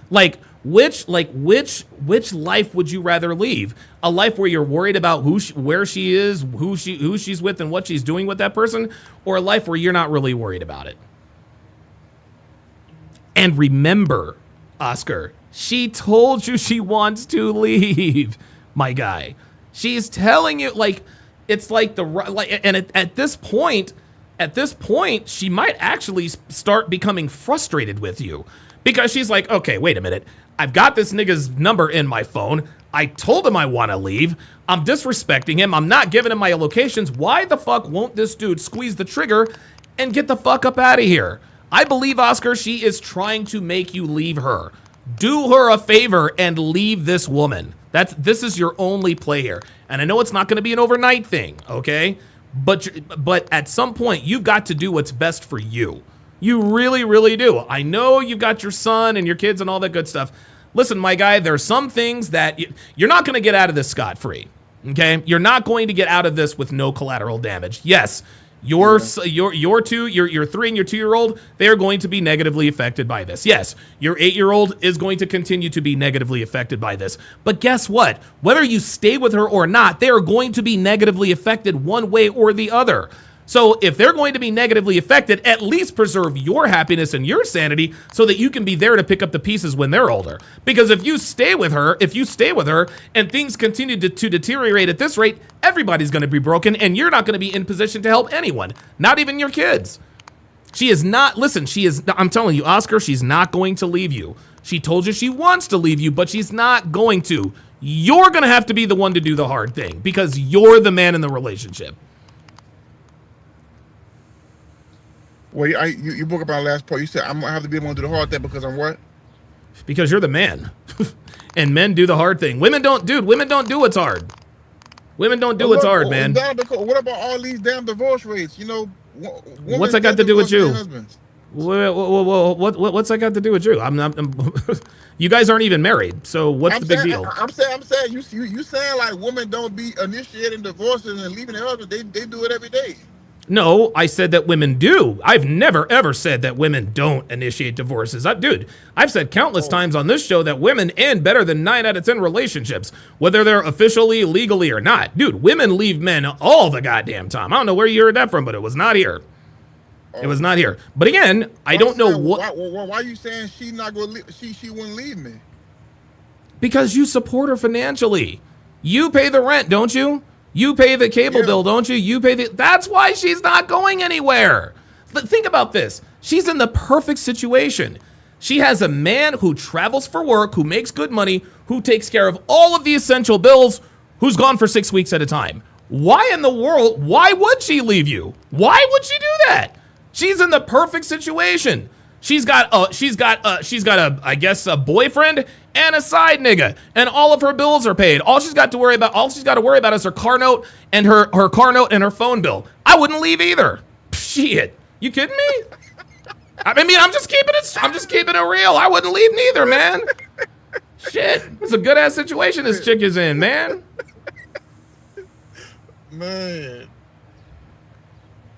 But that's You got fucked up. That's really fucked up, though.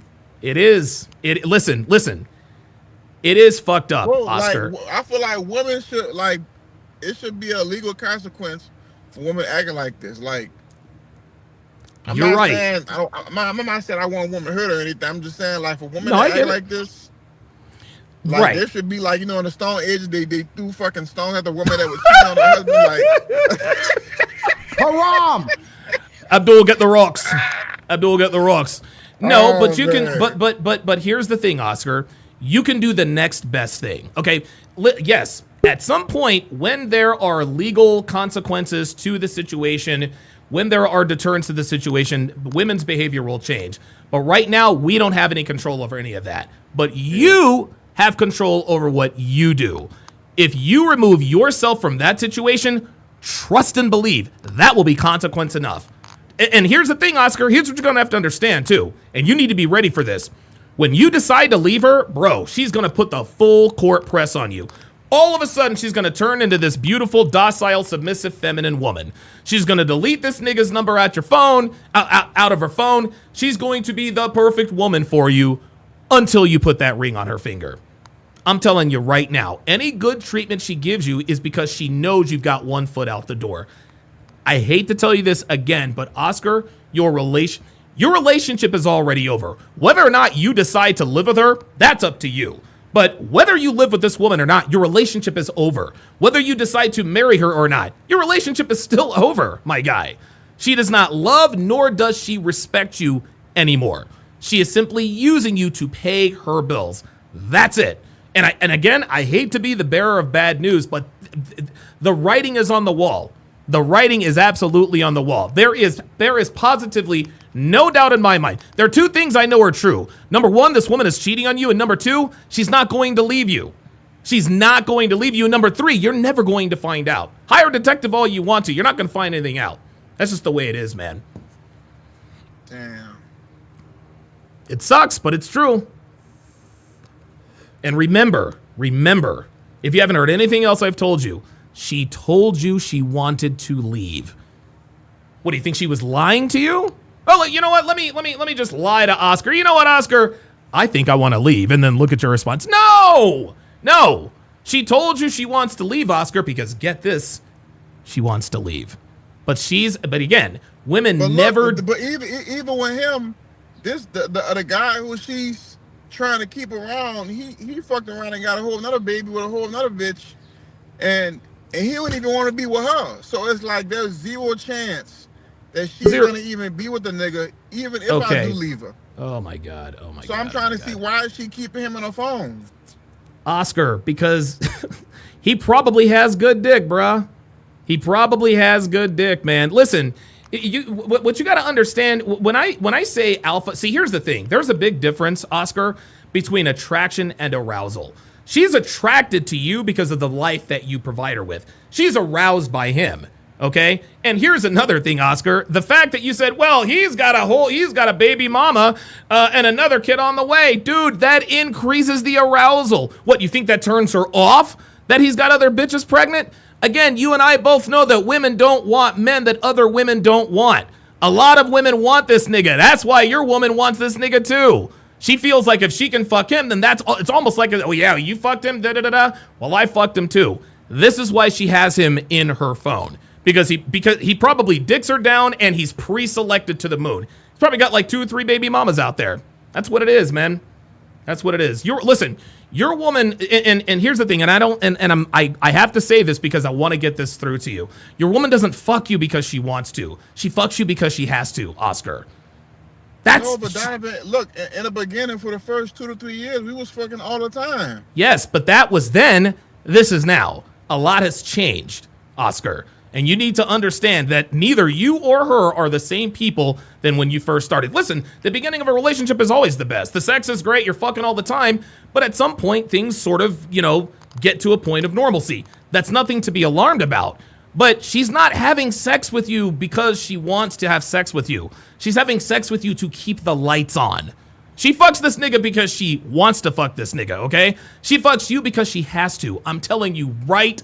And again, she told you she wanted to leave. I don't know what more Hey, Donovan, listen, man, I want to know if my woman's got one foot out the door. I think she wants. Okay, well, tell me all about it. Well, she said she wanted to leave. Well, okay then. You're telling me your woman told you she wants to leave. I don't know why you would continue to hold on, other than the fact that you're a little bit afraid of the unknown, and I get it. But I'm gonna tell you what, man, your future with her is bleak. Your future without her, you've got a chance. Damn. This is a good question. Max says, when's the last time your girlfriend gave you head? Damn. Who that was, Max? Been a while. It's been a while. Hold on, bro. Yeah, see? Been a while, right? I'll probably say probably a month ago. Yeah. Yeah, a month ago. When your girl stops sucking your dick, she's fucking somebody else, my guy. She's fucking somebody else. You want to know the last time Devin sucked my dick? Would you like to know? When? Last night? About 12 hours ago. Yep. About 12 hours ago. There it is. There it is. And listen, use this moving forward. Listen, when you're having sex with a girl, dude, she'll do whatever you want. Okay? And I'm gonna tell you what, a woman giving a blowjob is probably one of the most significant things a woman can do for a man. She's on her knees, blah blah blah blah blah. You could choke her out. Your woman isn't sucking your dick because she doesn't want to submit to you. Okay? More men have been in her vagina than have been in her mouth. Please believe. And the men that are in her mouth are the men that she's aroused by. The men that are in her vagina are the men she is attracted to. That's you. You are beta bucks. He is alpha fucks. She told you she wants to leave. She's not taking this dude out of her phone. She is literally dude, big fucking letters. Oscar, I want out. But you need to understand, women never, ever, ever, ever, ever, ever, ever, ever, ever, ever do what's hard to do. She wants you to let her off the hook. She's not going to let you off the hook, Oscar. She's not going to come to be like, you know what? I don't want to be in this relationship anymore. No, she's leaving that to you, as she should. You're the man. You make the decision. You need to leave this relationship. I'll give you the last word. All right. So the last thing I'm going to say this. Okay. How this term alpha and beta, how does this make sense? Because when it comes to masculinity, there's only like one kind of masculinity. No, there's many types of masculinity, but what you're doing now, Oscar, is you're trying to negotiate attraction. Now you're in the bargaining phase of this grieving process. You're like, okay, all right, maybe my girl is cheating on me, but alpha versus beta doesn't really make much sense to me. It doesn't matter what makes sense to you and what doesn't, okay, Oscar? She's fucking this nigga because she wants to. She doesn't want to fuck you anymore, my guy. I'm just gonna have to take the gloves off. She doesn't want to fuck you. She wants to fuck this other guy. She fucks you because she has to. She doesn't want to. She wants to fuck this other nigga, okay? She told you, I want to leave. You asked her turn on your locations. No, but I've got cameras at my house. Do you think she's stupid enough to fuck this nigga with cameras in the house? Of course not. Why do you think she's not giving you her locations? Oscar, listen, man. Your relationship is over, okay? The sooner you come to grips with that, the better off you and your children will be. Because right now, you're in denial and you're about to start bargaining. I need ironclad 100% proof. No, you don't, because you're going to find another reason to stay with her. Tell yourself that, okay, the reason I'm afraid to leave is because, number one, I've got the scarcity mindset. And number two, it's because it's going to be hard. You're going to take a financial hit. You're going to lose a few battles. But dude, if you want to lose the war, stay with this woman.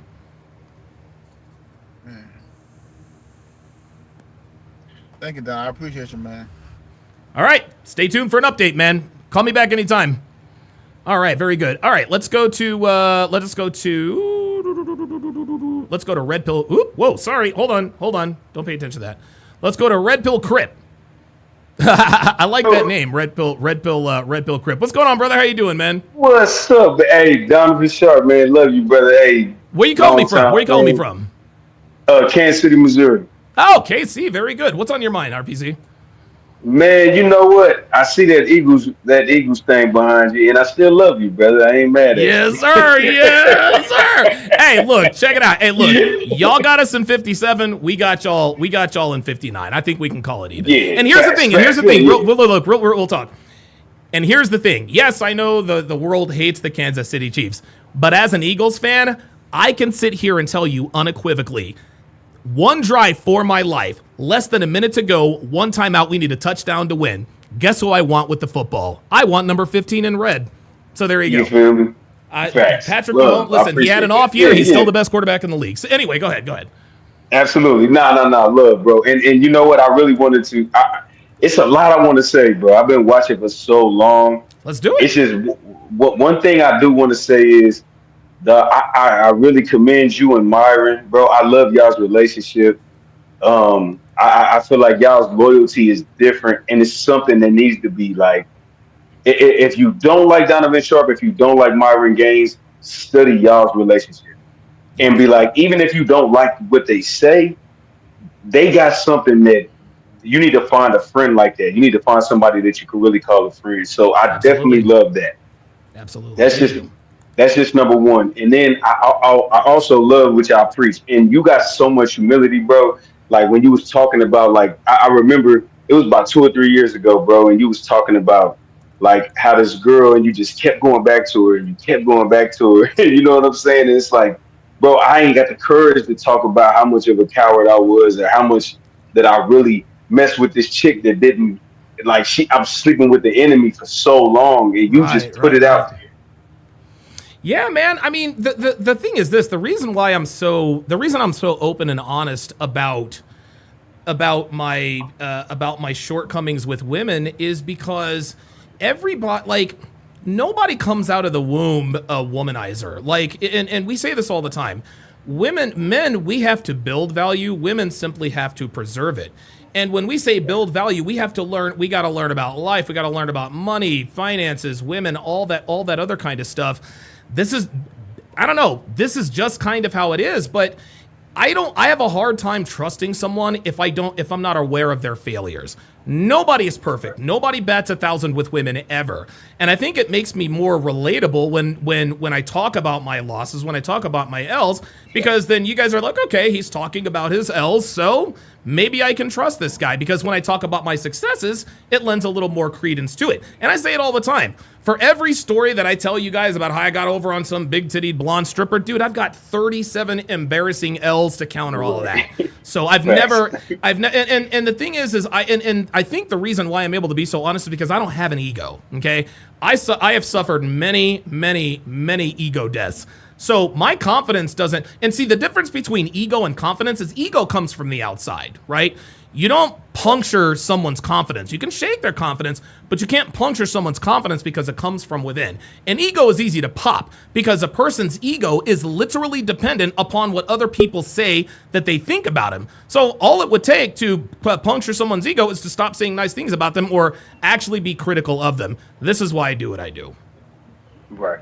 Okay. Gotcha. Nah. And you know what? And I'm studying that. And that's why I said, like, I even hear you say sometimes, like, bro, I'm the coldest. Like, the way you do your thing to your reaction channels to everything, it's just like you have confidence. And I don't think it has nothing to do with ego because Sure. you also step into the realm of humility.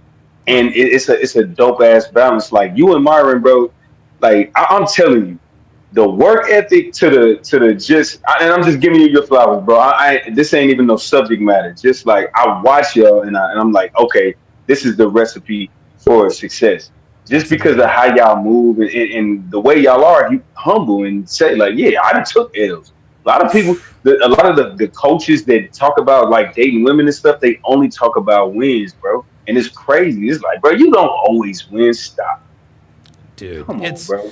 yeah, the thing is this. Listen, at some point, and I don't know how familiar you are with sports, but at some point, we were all Stephen Curry running around Davidson with his jersey hanging off, hoisting up threes from his hip, right? It took a lot of practice. It took a lot of missed threes. It took a lot. Dude, Stephen Curry had bad ankles. You know what I mean? A lot of people don't realize that. A lot of people don't realize Stephen Curry didn't really become Steph Curry until like maybe year 4 or 5. That's when things popped. And of course, now he's the greatest shooter ever. The point is that Stephen Curry has missed a lot more shots than he has made. And he is willing to admit that, hey, here's what I did wrong. Here's what you don't need to do. That's just what that's the way I look at it. Right. Yeah. And I definitely salute y'all for that. But I think overall, what I really wanted to, you know what I'm saying, come on. I was in the stream when KS passed, and you talked about like how Kevin Samuels didn't and this is, hold on, let me just say this. I'm from the hood. Like, I'm from Kansas City, Missouri, 64108. If you wanted to look the zip code up and look up how we move, I believe you, man. Yeah. I didn't and I agree with you, because I believe it was very true what you said, that fact that, like, when when they had that 6-hour stream, Myron was saying, he just kept telling us, move the time. Like, your show's interrupting with my audience and all this. Yeah. And they did it. And they did it. And they did it. And they kept pushing. And, like, you know what I'm saying? And you got put in the middle of that, bro. And the way you handled it, I just want to salute you for that. Like, I don't know. Maybe this is just people, you don't understand. Sometimes that is a real hard place to be in, dog. And in between, like, a lot of people are Donovan Sharp in life with situations like that. Like, you got to choose between your mom and your wife. You got to choose between your coach and your father. Like, just certain things. Right. But, like, the way you handled that, dog, like, bro, you made me not like Kevin Samuels for like 2 weeks, but then I went back because I was like, he is that. Oh my God. Well, listen, man, I think, bro, I was mad, bro. I was upset. I'm like, bro, why was he so mad at Myron that he, because I don't think it had nothing to do with Fresh. No. I think that he had a real personal, like he's like, they're going to steal some of my, you know what I'm saying? Like, some of my life. It was purely with and Kevin is, dude, he's probably the smartest person I've ever met in my life. Like, he is just absolutely brilliant. One thing he had in spades was a lot of business sense. And I think, and Kevin was very, I remember we had many conversations. He says, at some point I want to become platform agnostic. And that made all the sense in the world to me. And he was well on his way to doing that. But yeah, the whole Kevin versus Myron thing, that was probably one of the most difficult situations I've ever been in my life. To have two people that I love very much who cannot stand each other. It was an incredibly difficult position to be in. But, listen, I handled it as best I could. Hopefully Kevin's up there saying, hey, Donovan, like I understand, but we're all, at the end of the day, man, we're all flawed individuals. I just recently came out and told everyone that I've been, and by the way, guys, I'm 11 days alcohol free, so I haven't had a drink in 11 days. Yeah, I appreciate that. But yeah, like, I've had an alcohol problem for years, and I had no idea that I had this alcohol problem, right? That's one of the many flaws that I have. Myron has his flaws, so did Kevin. Kevin's flaw, I don't know. I don't really know what Kevin's flaws were or weren't, but one thing I do know is that if Kevin had it to do again, I would like to think that he would do it differently. But, listen, man, Kevin was Kevin at the end of the day, and it sucks that the last conversation I had with him was contentious. I don't think I'll ever be able to live that down. But I think what we have to understand is that we as content creators, and I know that this sounds cliche, but we're not perfect. You know what I mean? Like, we have faults, we have frailties. We have weaknesses like everybody else. Like, Fresh doesn't like to use condoms, right? Or at least he didn't used to use condoms. That's gotten him in a lot of trouble. You know what I mean? Listen, if we want to keep it real, this is just how it is. And so I think, and I liken what we do to Michael Jackson. We all know that Michael Jackson is probably the single greatest recording artist of all time, arguably, right? But again, there's the PDF file stuff and all that stuff. Whether you believe that or not, one cannot deny his impact on the culture of the world. And at the end of the day, I think our audience is, I think the Red Pill audience is probably the most intelligent in that they are able to separate the art from the artist. people who pretend that they don't like us because they think Donovan is married to a single mom, or because Donovan has a criminal record, or because Donovan used to struggle with cocaine, if that's the reason they're using to not listen to the message, then they were never really on board anyway, right?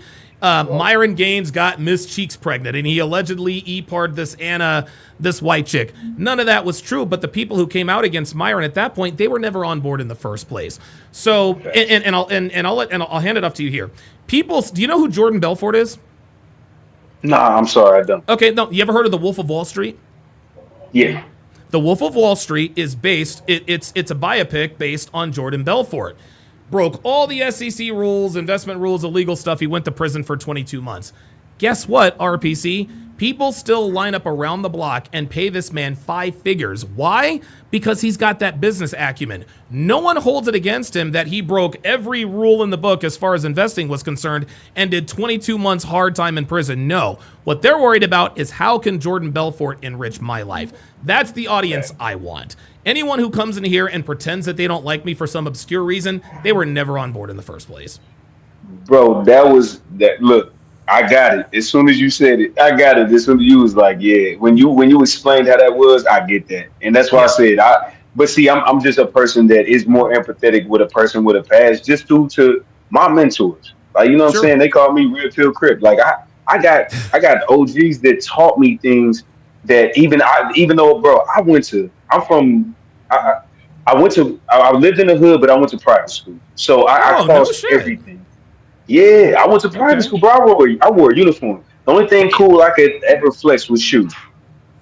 You know what I'm saying? Like, I had to wear the uniform.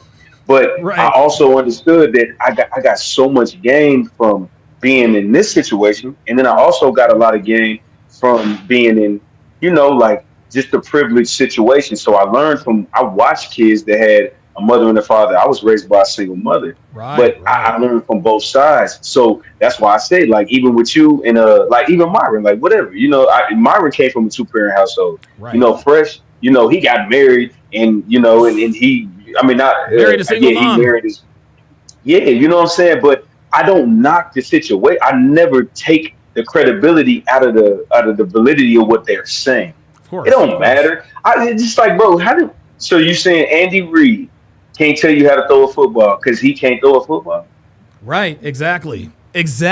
You mean you're not going to listen to what Andy Reid says about X's and O's, even though we know he was probably a bad father? You know what I mean? Like, this is just how it is. Yeah, exactly. This is just, listen, love Andy Reid to death. There's a reason why his kids are fucked up. You don't become one of the greatest head coaches in NFL history by being the father of the year. Tony Dungy, his son James Dungy committed suicide. Tony Dungy is one of the greatest NFL head coaches of all time. He probably wasn't the best father. So there's no right or wrong. It's just really choices and trade-offs.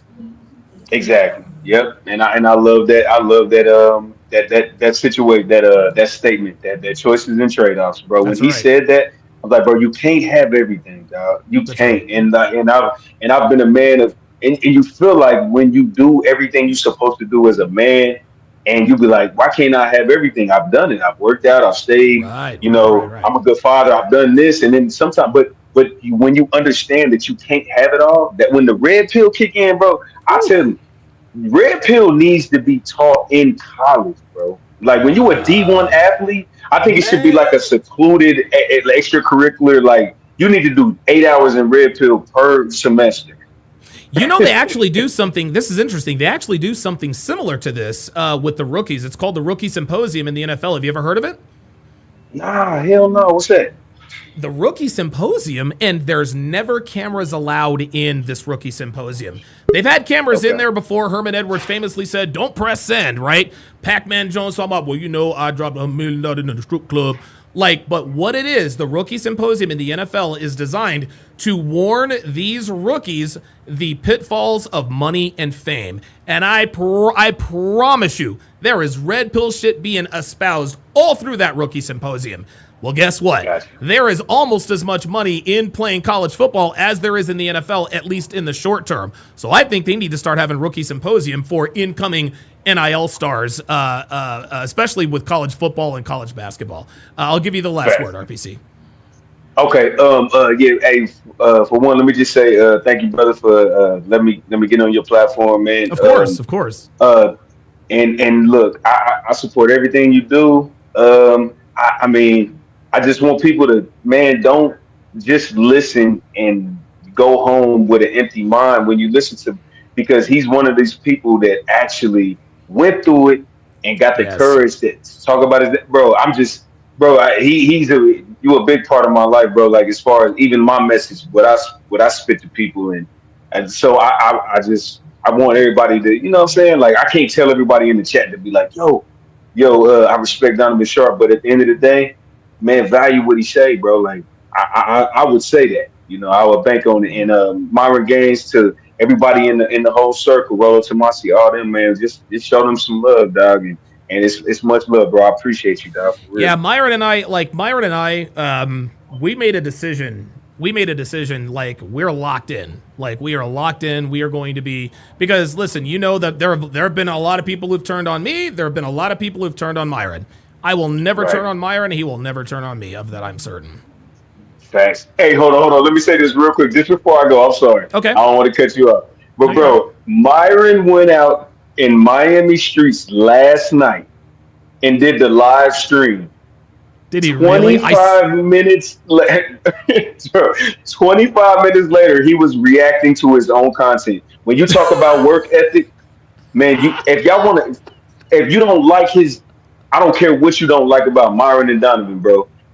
Watch the work ethic. If you want to succeed and you want to be a fucking string, I'm sorry if I'm that's wrong. Right. No, if you want to apply pressure in this game, watch people like Myron, Donovan, Rolo. Watch these people, dog. I'm telling you, bro. And I'm not just up here to kiss y'all's A or none of that.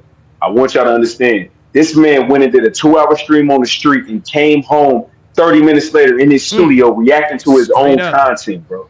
That dude is a thoroughbred, man. He is a fucking thoroughbred, dude. I thought I worked hard, dude. I ain't got nothing on that, dude. Red Pill Crip, thanks for chiming in, man. You're welcome on anytime, my guy. Absolutely, thank you, brother. Appreciate you, bro. Absolutely. Red Pill Crip out of Kansas City, Missouri. You know what's interesting? I've had a hankering for some Kansas City barbecue. Let me read some super chats here. We also got a Cash App.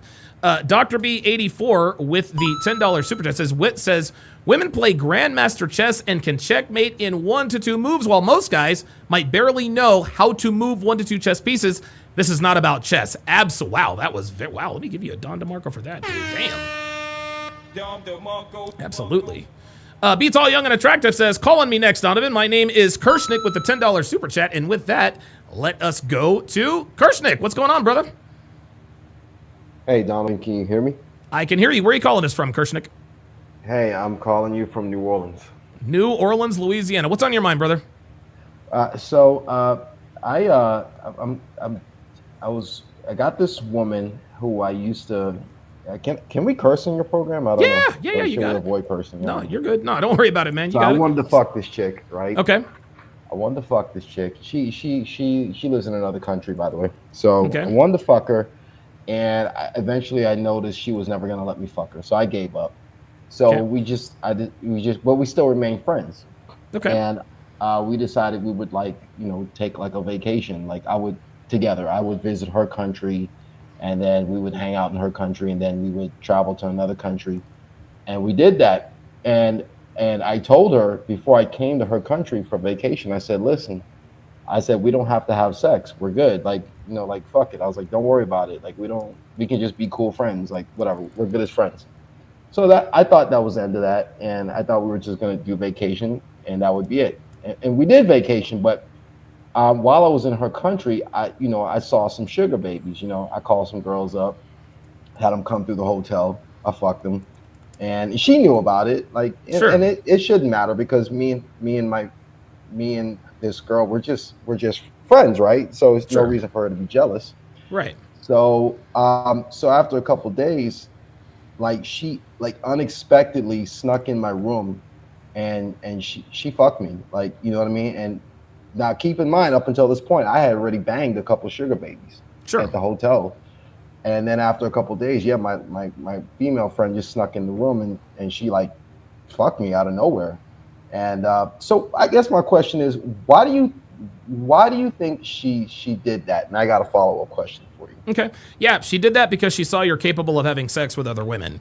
It doesn't matter how. But I was paying. But I was paying these other girls. Doesn't matter. Doesn't matter. She probably and even if you were paying the girl, where is she aware that you're paying these girls? I don't know. She wouldn't. She couldn't have She been. may have suspected. She may have suspected it. But yeah, I don't know. Listen, I don't know. I'm telling you right now. If she suspected for 1 second that you paid to have sex with these women, she would not have had sex with you. She thought that you had sex with them organically. And of course, we're all familiar with the concept of pre-selection. Women don't want men that other women don't want. In her mind, she never really saw you as sexually attractive until she saw sexually attractive women having sex with or hearing stories about having sex with you. That's what turned her on. That is literally chick crack. And that's why she had sex with you, is because you had sex with 2 attractive women. Okay. All right. Okay. So let me ask you this. So after vacation, I came back to the States, and she's still flirting with me and all this stuff. And she's calling me every day, talking to me every day. And I realized, and when I asked her the question, I said, could you ever see us in a relationship? She said, I don't think so. So why do you think she kept flirting with me after I came back to the States, kept calling me, kept texting me, all that just to tell me, no, she's not interested in a relationship? Because she's only interested in having sex with you. She had sex with you. She got that out of her system, and she's just no longer interested. The reason why she's flirting with you, even though you're back in the States, free attention. That's it. And just because she doesn't want a relationship with you doesn't mean she doesn't want to have sex with you. Now, let me ask you this. Have you had sex with her since you got back to the States? Oh, no, she lives in the other country. Oh, that's right. Yeah. Countries. Yeah. Okay. Yeah. 2 different countries. Yeah. So at this, sorry about that. Yeah. The reason why she continued to flirt with you is just to give herself something to do. Women will flirt with guys just to pass the time. Like they could be sitting there sort of, throwing pencils into the ceiling. They've got nothing to do, no meetings. Let me hit up blah, blah, blah, blah, blah, and get some free attention. That's girls they love to flex their sexual attractiveness muscles. They love it. Attention is the number one commodity for girls. They seek attention when they're happy, sad, bored, glad. It doesn't matter. That's interesting. All right. Well, hey, thanks. I guess thanks for answering my question, though. Absolutely, man. Take care. That is Kirshnik in the house. Give me a second.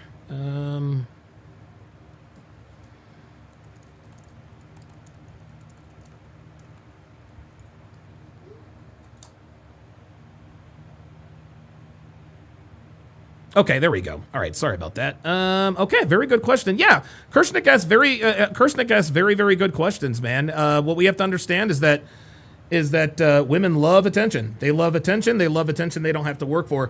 Shout out to Brandon M with the $20 Cash App. Appreciate that. He says, thank you for your support, Brandon M. I think that's probably Mac in the chat, I think. Brandon Mac, call you B Mac. All right, let me bring up, all right, Greg. What's going on, brother? How you doing, man? What's on your mind? First of all, where are you calling from? Calling from Mobile. Mobile, Alabama. Wow, Mobile, the birthplace. Alabama. Yeah, birthplace of Jimmy Buffett. So what's on your mind, Greg? I don't know. I didn't really think I was going to get on the line. I got you, man. So there was this. I guess let me give you a quick little background history. Okay. There was I was married, or I'm still married technically. Me and my wife separated, and then I started seeing this chick. She didn't go down right. It lasted about 6 months, and then we split up, and I got over it after a while, and then that was in 2023 is when me and my wife split up. I started seeing that chick in the early 2024. Okay. And then shortly after that, we split up, and then shortly after that, I left my job and moved down to Mobile, Alabama. And I was just kind of in a place where I just needed to be by myself and do my own thing and get back on my money. Mm-hmm. And I moved down here, and then after I spent December and January here, in February, I went to the bar and just to have a beer. I wasn't looking for nothing, and Okay. there was this chick there, and she just kind of so happened to sit beside me, and it was kind of random because she wasn't looking for nothing either. She was supposed to be meeting some dude there, and he stood her up. Oh shit. And long story short, we just kind of we're just chilling there. I asked her what her name was, and asked her if she wanted to play a game of tic tac toe, Okay. and that was it. I wasn't trying to spit no game.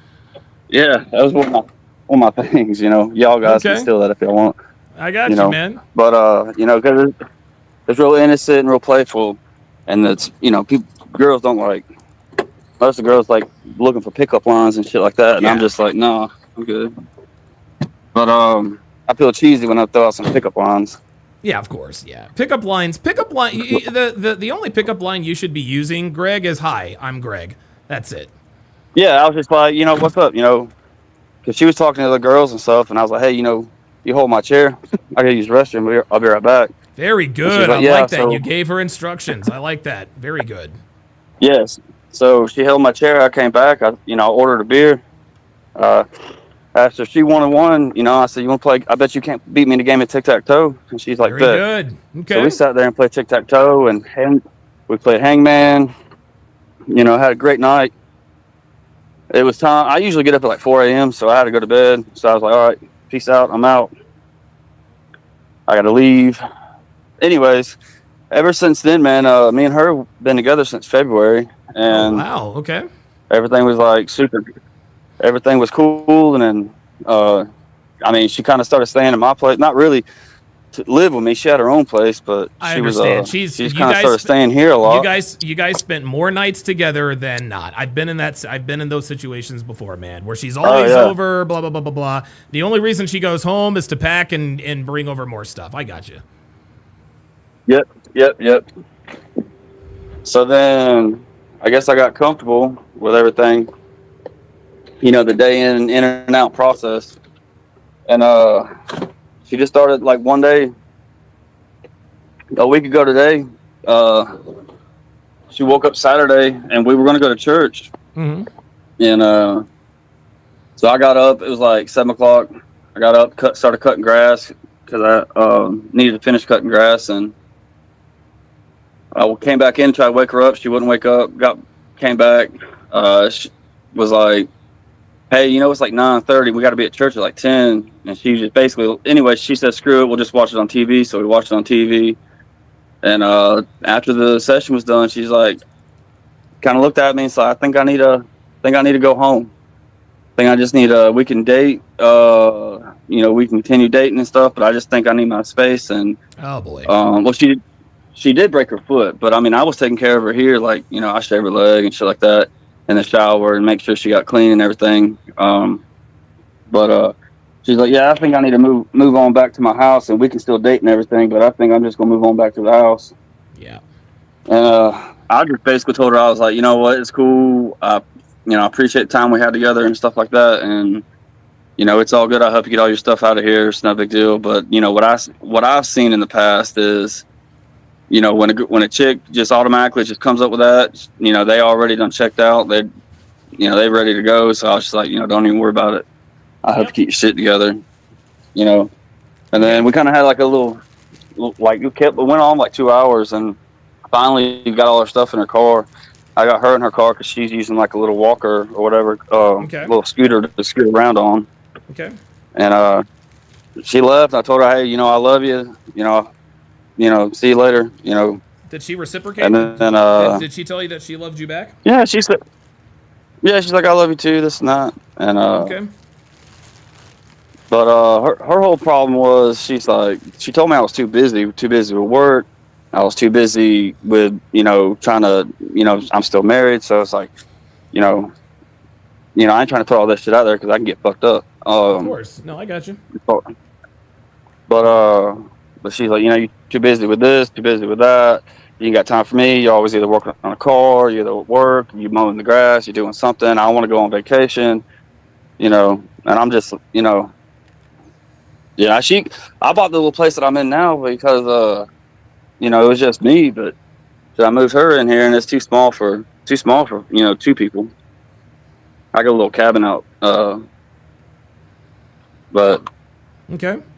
I don't know. Like she kind of left, and I kind of hurt my feelings a good bit, Okay. and I don't really know what to do like now because I'm probably about to change jobs, and I moved down here, and I wasn't staying for her, but like my job ain't really working out down here, so I'm thinking about Okay. moving.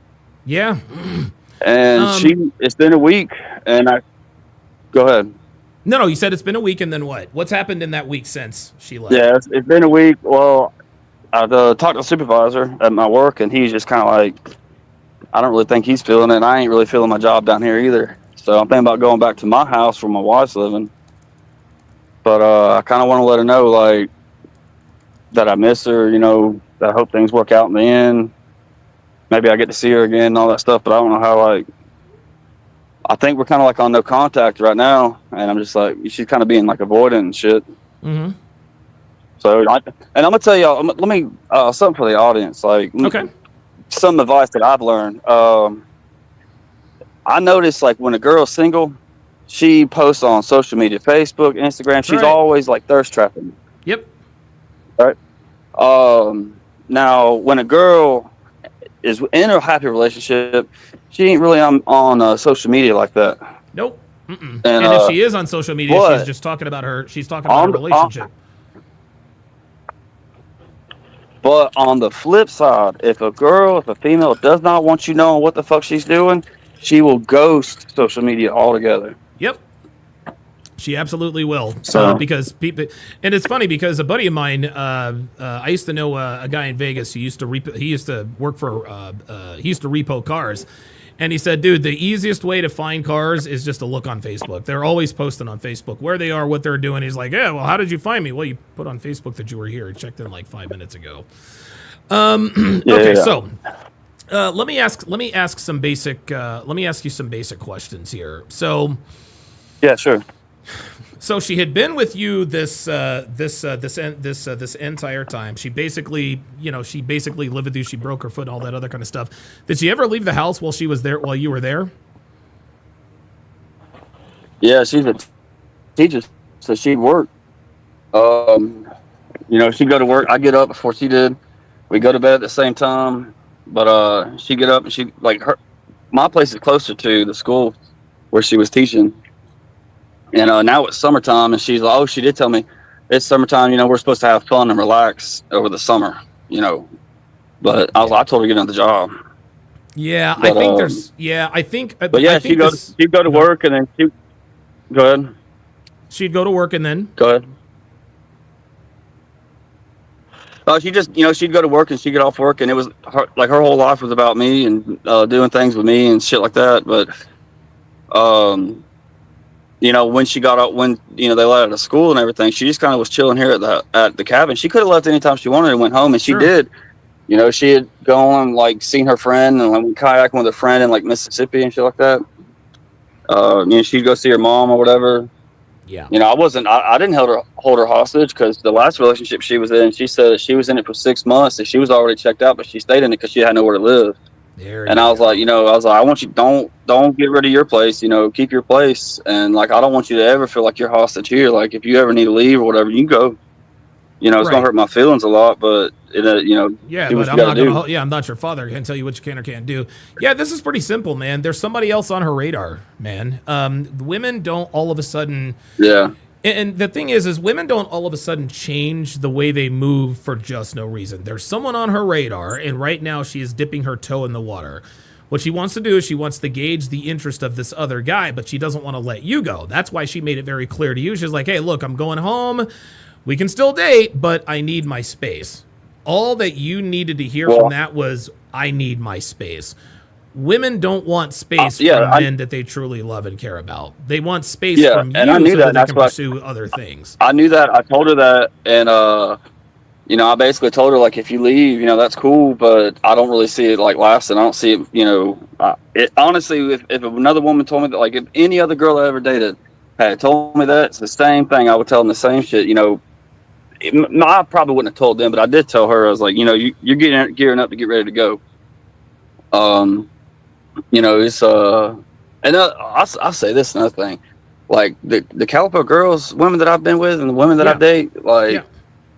I kind of feel shitty because like I kind of started like for her, I went down a couple numbers, and you know, I mean, I got over all the shit that I didn't like about her because I mean, I liked her personality and like her touch and everything.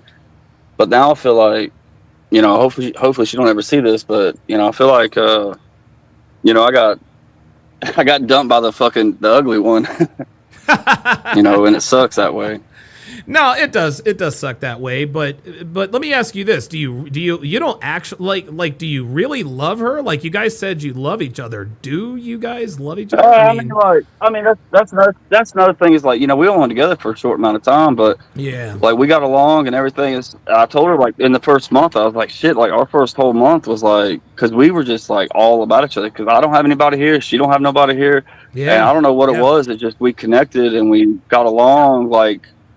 She even said she's like, I'm like a female version of you, is what she told me. God. And we just laughed and got along and hung out. And it, you know, I told her in the first month, I was like, damn, it felt like 6 months gone by, you know. And in the first 4 months, it's kind of, you know, I feel like we kind of rushed things, but at the same time, I don't, because we were just always with each other and like we put each other first on everything.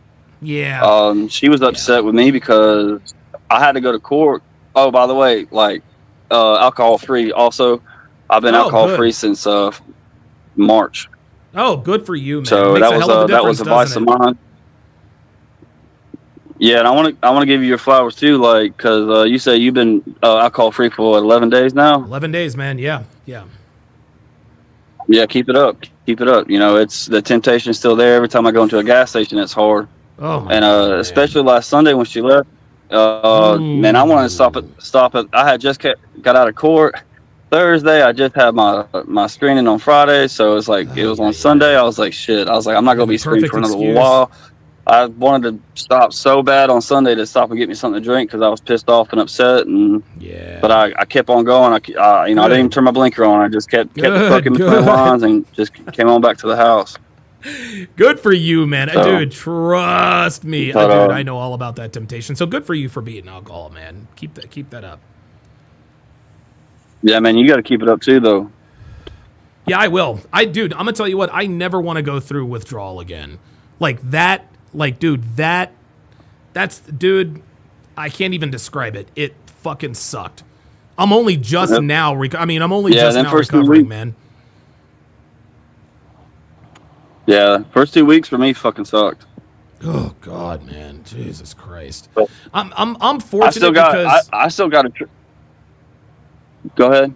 Yeah, I'm fortunate because I had been like, dude, I honestly, man, I would say like the beginning of the pandemic. That's when I started drinking regularly, but I would only drink to go to sleep. And I'd get on my highs and lows, and sometimes I'd stop for a week, sometimes I'd stop for a month, but eventually I would go back. But this last time I was on a 2-week bender, man. I don't even know how I functioned. I have no idea how I functioned. But I'm very fortunate because I'm only on day 11 and I already feel fantastic. So maybe it's because I wasn't drinking heavily for too long, but either way, I never ever ever want to go through alcohol withdrawal ever again, man. Yeah, so starting like February is when I started easing myself off of it because I didn't want to quit cold turkey. And I only drink beer. I didn't drink liquor, but like, I started drinking just to fall asleep too because I got addicted real bad onto like Tylenol PM and stuff, like sleep medication. Oh yeah. And I changed shifts at my job, so I was trying to go to bed earlier, and so I just started drinking. And I got started back in like 2012 when I started drinking, and then it just turned into an everyday thing, and I did it for years. Like I know my whole marriage, I drink every day. Yeah, man. But I'm sober now. You know, it's saving a lot more money too. At some point, it becomes a bill. You know. It is. You always, and I think the worst part about that is we'll get back on the. We'll change. Get back on the original subject in a second. But the crazy thing about like, it's like you drink and like you run out. You always make sure you have more for like the next day, because I hate like those nights that it's like I ran out. I'd hop in that in my truck or a car or whatever, and go get Every more. And I time. done drank about 7 or 8 beers, you know, and that's never a good thing. So, you know, there I am fucking self-snitching on myself. Yeah, man, but this is what alcohol does to you, man. It wasn't nothing to go get. It's such a bad addiction. You know, I found myself, you know, driving, you know, intoxicated just to go get more beer. So I know I went to sleep and I had at least one left over. Yep. You know, I hated that feeling of not having enough. Yeah, man. It's a vicious cycle. The way I got swallowed up is I would drink to go to sleep. And at first, you sleep all through the night, but the more you do it, the earlier you start waking up. And there was probably a good 3 or 4 month stretch where I was drinking to go to sleep. I'd wake up at 1, 2 in the morning. I couldn't go back to sleep, so you have to drink to get back to sleep. It's just it's a vicious cycle, man. It really is. Congratulations for getting off. Yeah, I was almost like sleeping like. Yeah, congratulations, you too, man. You just got to keep it up. That's the hardest thing is to not stop or go to a gas station. You know, I traded one vice for another. Now I'm on energy drinks. So, well, energy drinks are better for you, I guess, than alcohol, I guess, in the long run. But hey, we all have our vices, right? I don't know. I mean, you trade your repairable liver for, you know, hypertension, whatever. There you go. At least it's legal. Go. Absolutely, man. That's exactly right. So, but I don't know, man. Anyways, like, get back to this point. It's like, so I done decided that I'm probably gonna. Unfortunately, in the next month or so, I'm probably gonna just go ahead and quit my job or find another job back home. And my wife, she called me the other day and was like telling me how like she went to the doctor and got checked up, and she's got to go for a whole bunch of other checkups, but she's got something going on with her that, you know, she didn't really want to deal with by herself. So, okay, well, you know, unfortunately, I love her. She's always been there in my court and everything. She ain't never done me wrong or cheated on me or anything like that, even after the countless times that I fucking screwed around on her and shit. Right. You know, you know, we kind of grew out of love, but, you know, now it's like, I'm going to go back and I'm not going to tell a girl that lives here. I'm not going to tell her that I'm going back to my house, but I am going to tell her, hey, you know, I'm leaving. Yeah. But I don't know how should I go about, like, even like, should I even tell her? Like, should I just ghost her, never see her ever again? No, you know, what do you think I should do? Like, should I tell her you gotta tell her, like, write her a letter or something, or what? No. This needs to be a conversation that. Hey, you're breaking up. What's up? This needs to be a voice-to-voice conversation. All right, hold on. You sound like a robot. Okay. Try again. I'm gonna hold on. I'm gonna. All right, there you go. Here. Okay. Oh, so you're back. Okay. Yeah. You Needs to. Yeah. I can hear you. This needs to be a voice-to-voice conversation, whether it's face-to-face or on the phone. All right. Don't write her a letter. Don't ghost her. Because at the end, because here's the thing. Even though we all say bitches ain't shit and this and that and the other, you guys shared a bed for a long time. You guys were intimate. You guys had sex. And at this point, if she, you know what I mean? Like she deserves to be, so he's back. There he is. There you go. Gotcha. At this point, you guys have shared, I don't know what happened. That's okay. It's no problem. You guys have been in sort of a quasi relationship for a little while.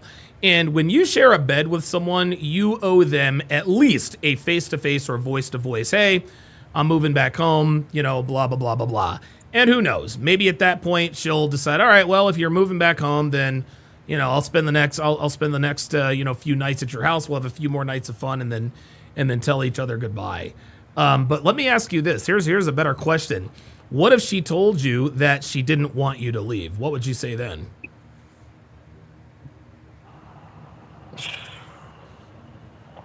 Man, I don't even know. Like, she's gonna have to come on with some, because she left me. So, yeah, you know, she's gonna have to. I never asked her for like her location. You know, but sure. That's another thing is like, I told her, hey, you gotta let some of the guys go, and like an old fire of hers tried to hit her back up, and she had been talking to him. She got mad at me for all the women that I had been talking to before I met her. Of course. But I cut them off. I kind of ghosted them, so they're all kind of sour at me, even though I hit them back up. And like kind of say, hey, you know, I met a chick, and they're like, oh, we figured that. Yeah, but of course. You know, the girls kept hitting me up, and in the beginning of the relationship, she didn't know. She's like, who's that? You need to stop talking to them. Blah blah blah. I was, okay. and she got mad at me for like having conversations with him, even though like without telling her. And then one day, like I some dude, and I'm like, who's that? And she's like, some guy named Austin that I used to talk to hit me up, and I was like, how long y'all like, like she showed me the conversation. I was like, well, damn, when are you gonna tell me old dude was hitting you up? And I didn't really care, but like, yeah, you did. It was kind of like, I cared, but like, I wasn't like, I was like, if you want to be with him, go with him, right, but like, when the fuck are you gonna tell me? Because you got on to me about not telling you. Right. So it goes both ways. Yeah. So I let it go because I'm not really worried about that. I'm not really sweating it. Here's the thing. In the future, never stop talking to other girls. Never, ever, ever, ever stop talking to other girls. This is not something, listen, this shouldn't be necessary, but it is. Go ahead. What'd you say? I was getting caught, like, because they were, because I wasn't telling them, hey, I got a main chick. And they kept hitting me up like after hours, and I'm like, she would see my phone like, who the hell is so and so? I'm like, yeah, Jesus. Tell her the truth. Even yeah, that's No, listen. Who the hell is so and so? Yeah, that's Teresa. I used to bang her. Well, why are you talking to her? I don't know. She's texting me. I don't know what she wants. That's how you handle that, Greg. You got to be unapologetic. Because here's the thing, and this, it shouldn't be this way. No. Unfortunately, this is the way modern women have been programmed.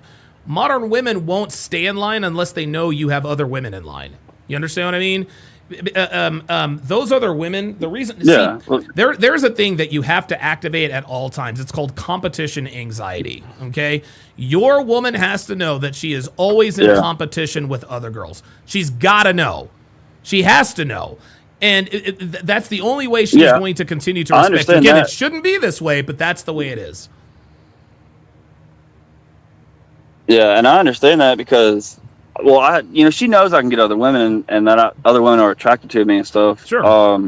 And she knows, like, even with my wife, like, I would have to go to court, so I'd have to go home to where my wife's at and sleep on the couch. Yeah. At my wife's house, and she'd have to deal with that. But she knows that, like, there's other women out there, and that was one of her problems, that she said that I wasn't getting divorced fast enough. My divorce was in limbo. Nothing was going on. Nothing was happening. I was just kind of hanging out. Yeah, excuses. And now all of a sudden she wants space. See, girls. And again, this is what girls will do. They won't be as serious about you as you are them, but they'll still demand, well, you're still with what's her face, or you're still fucking what's her name. You're still no. You're not going to get an elevated level of commitment from me until I am 364% sure that I can get and sustain that. And even then, Greg, never, ever, ever give up access to other girls. Yep, Still I Rise says, never give up your access to other women. Women need competition to stay hot for you. That is 100% true. So in the future, when you are in a situation like this, do not give up access to other girls. Well, I mean, I kept a couple of them on Snap, but they kind of understood what the deal was, so they didn't message me after hours or anything. They knew they could tell me good morning after I messaged them, and then they would know, like, after, like, by the time I got off work, all right, that's enough, leave them alone. But and even I even hit one chick up, and she wanted to meet up, and I wasn't even in the mood because I was still kind of feeling, this girl leaving me. So I was just like, you can come over Friday or whatever. I'm not really in the mood to go out or anything, but you can come over. And she ended up having to reschedule. She had to go pick up her son, but I mean, it is what it is. Sure.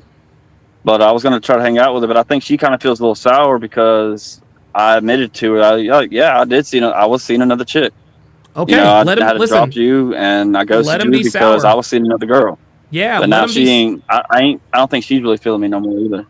Maybe she is, maybe she won't. But any woman you deal with in the future, Greg, even though you can say, okay, well, she knows I can get other women, and I'm sure she does. But you have to actively show her. You have to actively show. And again, this is called competition anxiety. Because, dude, you can flip it on or off anytime you want to. And if you flip it off for too long, at some point, those things are that muscle memory is going to atrophy, and pretty soon your woman's going to pick up. Wait a minute, he's not really the same as he used to be. Like, that woman just gave him the eyes, and he didn't. I'm not saying to flirt with other women in front of your woman, but you do not give up your access to other women. And here's another thing: if she asks you, "Hey, who texted you?" "Yeah, that was Maria." "Well, what does she want?" "She wants to hook up." I mean, okay, she'll be upset with you, and even Yeah. if she leaves the house pissed, it doesn't matter, man. She knows at that point women are still after you. You want to know what masculinity is, Greg, and in its truest form.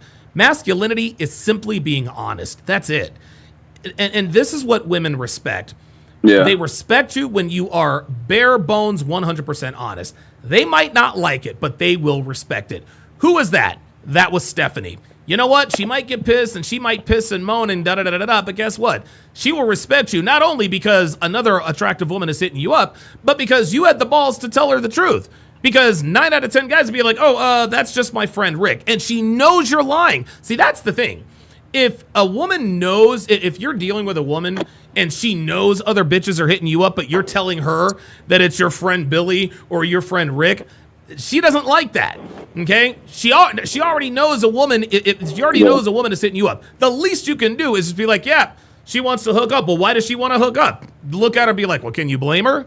Now, that might get a laugh and that might not be, but you're being honest with her to a fault, and she might not like it, but she will absolutely respect it. Yeah, I mean, yeah, I get that. I can't. There's one person I can't be honest with, and that's my wife. Because if I tell her the truth, then if I straight up tell her what the fuck the deal is, because we're going through divorce and everything. Even though I'm moving back there, which I think she's kind of thinking like now that I'm coming back that she won, that she got me or whatever. But well, you got to take your ego out of it, then I'm financially. Do what? I said you got to take your ego out of it, but you're say? Right. No, you got to take your ego out of it, but I get it. I understand. Yeah, I can't tell her that. Hey, so all these other bitches I've been fucking we've still been married. Oh my god! I don't want her to fucking take me to the ringers because she's already, she's already pissed enough. All right, well, I got other callers, Greg. Oh, go ahead. No, okay, yeah, I'm gonna wrap it up real quick. Just so this girl, like, she ain't posting on social media. She ain't posting nothing on her stories or anything like that. I know she normally does that on a daily basis, but how do I get her to agree to meet me so I can say, hey, I'm leaving, and give her a couple little small things that she left here, and just tell her, hey, I love you, this and that, and I hope everything works out, and I hope you find somebody or you have a good life or whatever. But I'm gone. Yeah. What I don't want her to do is I don't want her to forget about me. I want her to look back at me later on and be like, well, fuck. Well, that would be the way to do it, is to break up with her face to face, tell her how you feel, give her stuff, and move on. That's the only way. That's my advice. I think you're going about this exactly the right way. Hey, it's breaking up. It's breaking up. I got a caller. I'm gonna watch it on the back. So okay, very good. We'll talk soon. I appreciate you talking to me. Absolutely, Greg. Appreciate that very, very much. Yeah, man. Greg's got. It appears that Greg has a little bit of the one-itis. I get it. I understand it. That's just how it is. All right, let's go to last caller of the day, Black Lemur 2009. Black Lemur, what's going on, brother? How you doing? Can you hear me? I can hear you loud and clear, man. What's going on, brother? You're in Texas, right? Hey. No. I got family out there, but no. Oh, okay. All right. Anyway, so what's on your mind, man? Well, I know we're talking about men's advice, but in this particular situation, I got a family member going off to college. Okay. And I already told her not to wait till 30 to get married because that's stupid. Okay. But, I wasn't a player. Like, I was in a relationship in college, so I'm trying to figure out how to tell her what to look for as far as a guy who wants sexual attention versus relationship attention. I know you have experience with that, dealing with women yourself. So, yeah, man. So we're talking about an 18-year-old young woman who is going off to college. Yes. All right, and you want to impart wisdom on her in terms of what to look out for, et cetera, et cetera. Now, how much? What do we know about this? What do we know about this young woman? Is she virginal? Do you know if she's been sexually active? What's the status there? She's virginal, I believe. Like, she's innocent, virginal.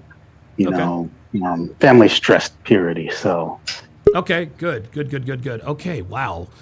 So she is a virgin. Oh my God. And she's going to a 4-year school and she's going to be living on campus? Yes. Oh my goodness. Wow. Is she going to an HBCU? Yes. Oh man. Boy, that is going to be a tough ask. You know what, man? My advice, here's the advice that I would give. Here's the advice that I would give to this young woman. Tell her, do not have sex with anybody. Do not lose your virginity to anyone. Don't do it. And if a man says, and she's going to meet some guys there that she is going to want to have sex with. She is a young woman after all. She has thoughts, desires, just like everybody else. But if she meets a guy, and you need to let her know, there are going to be guys that you're going to run up on who are going to promise you relationships. They're going to promise you, yeah, girl, we're going to get married. Okay. Tell her, okay, you want to marry me? Then you will wait for sex.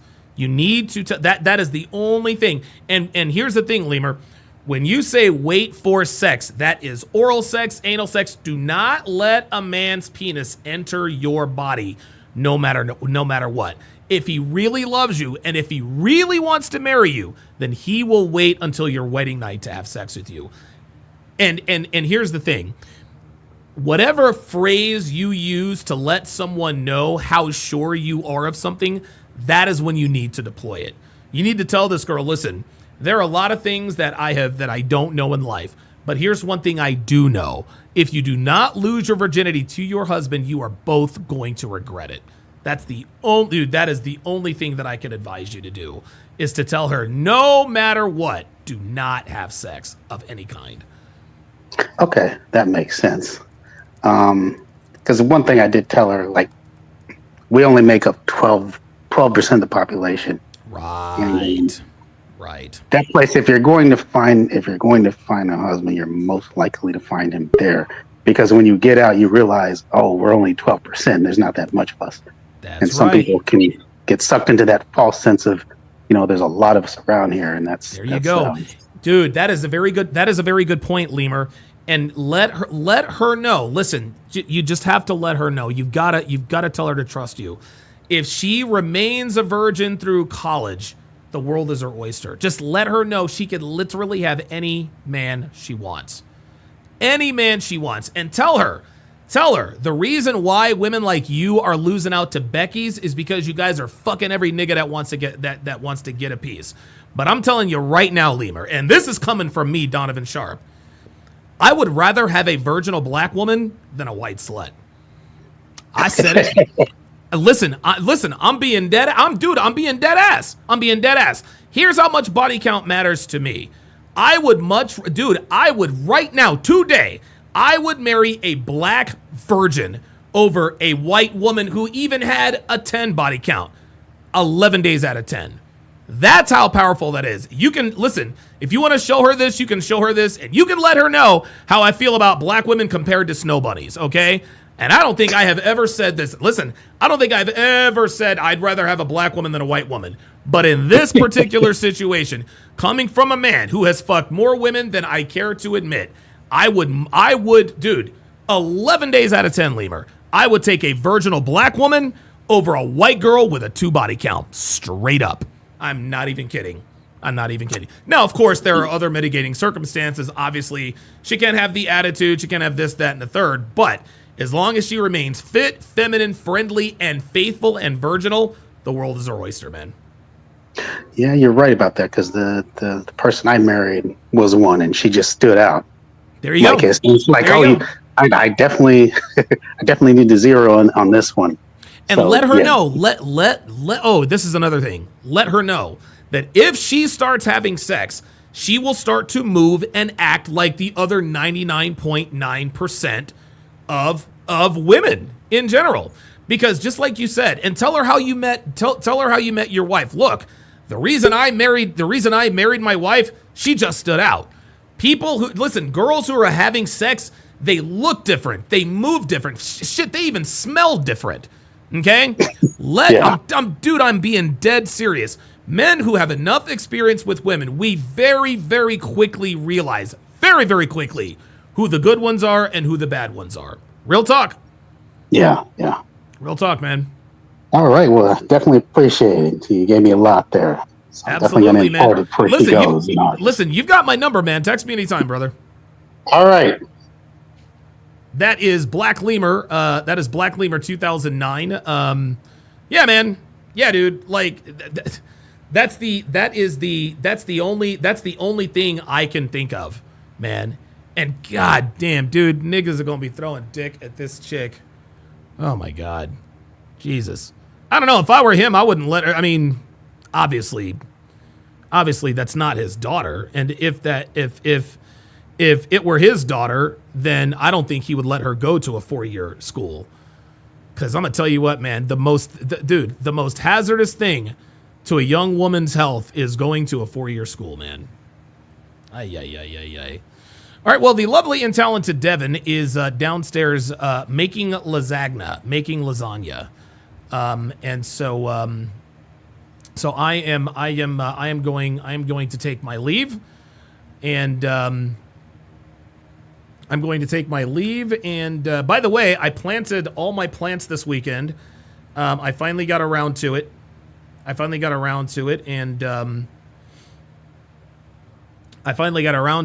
so in a few weeks, my all of my blooms will be bustling. I finally painted the fence. And so the fence no longer looks it looks good. It looks better. It looks a lot better than it did. I hung up some flowers, hung up some marigolds. I'm gonna have that backyard looking right. So thank you guys very much. I will see you guys tomorrow afternoon at noon Pacific for TSR Live. Thanks for watching, guys. We'll see you next time.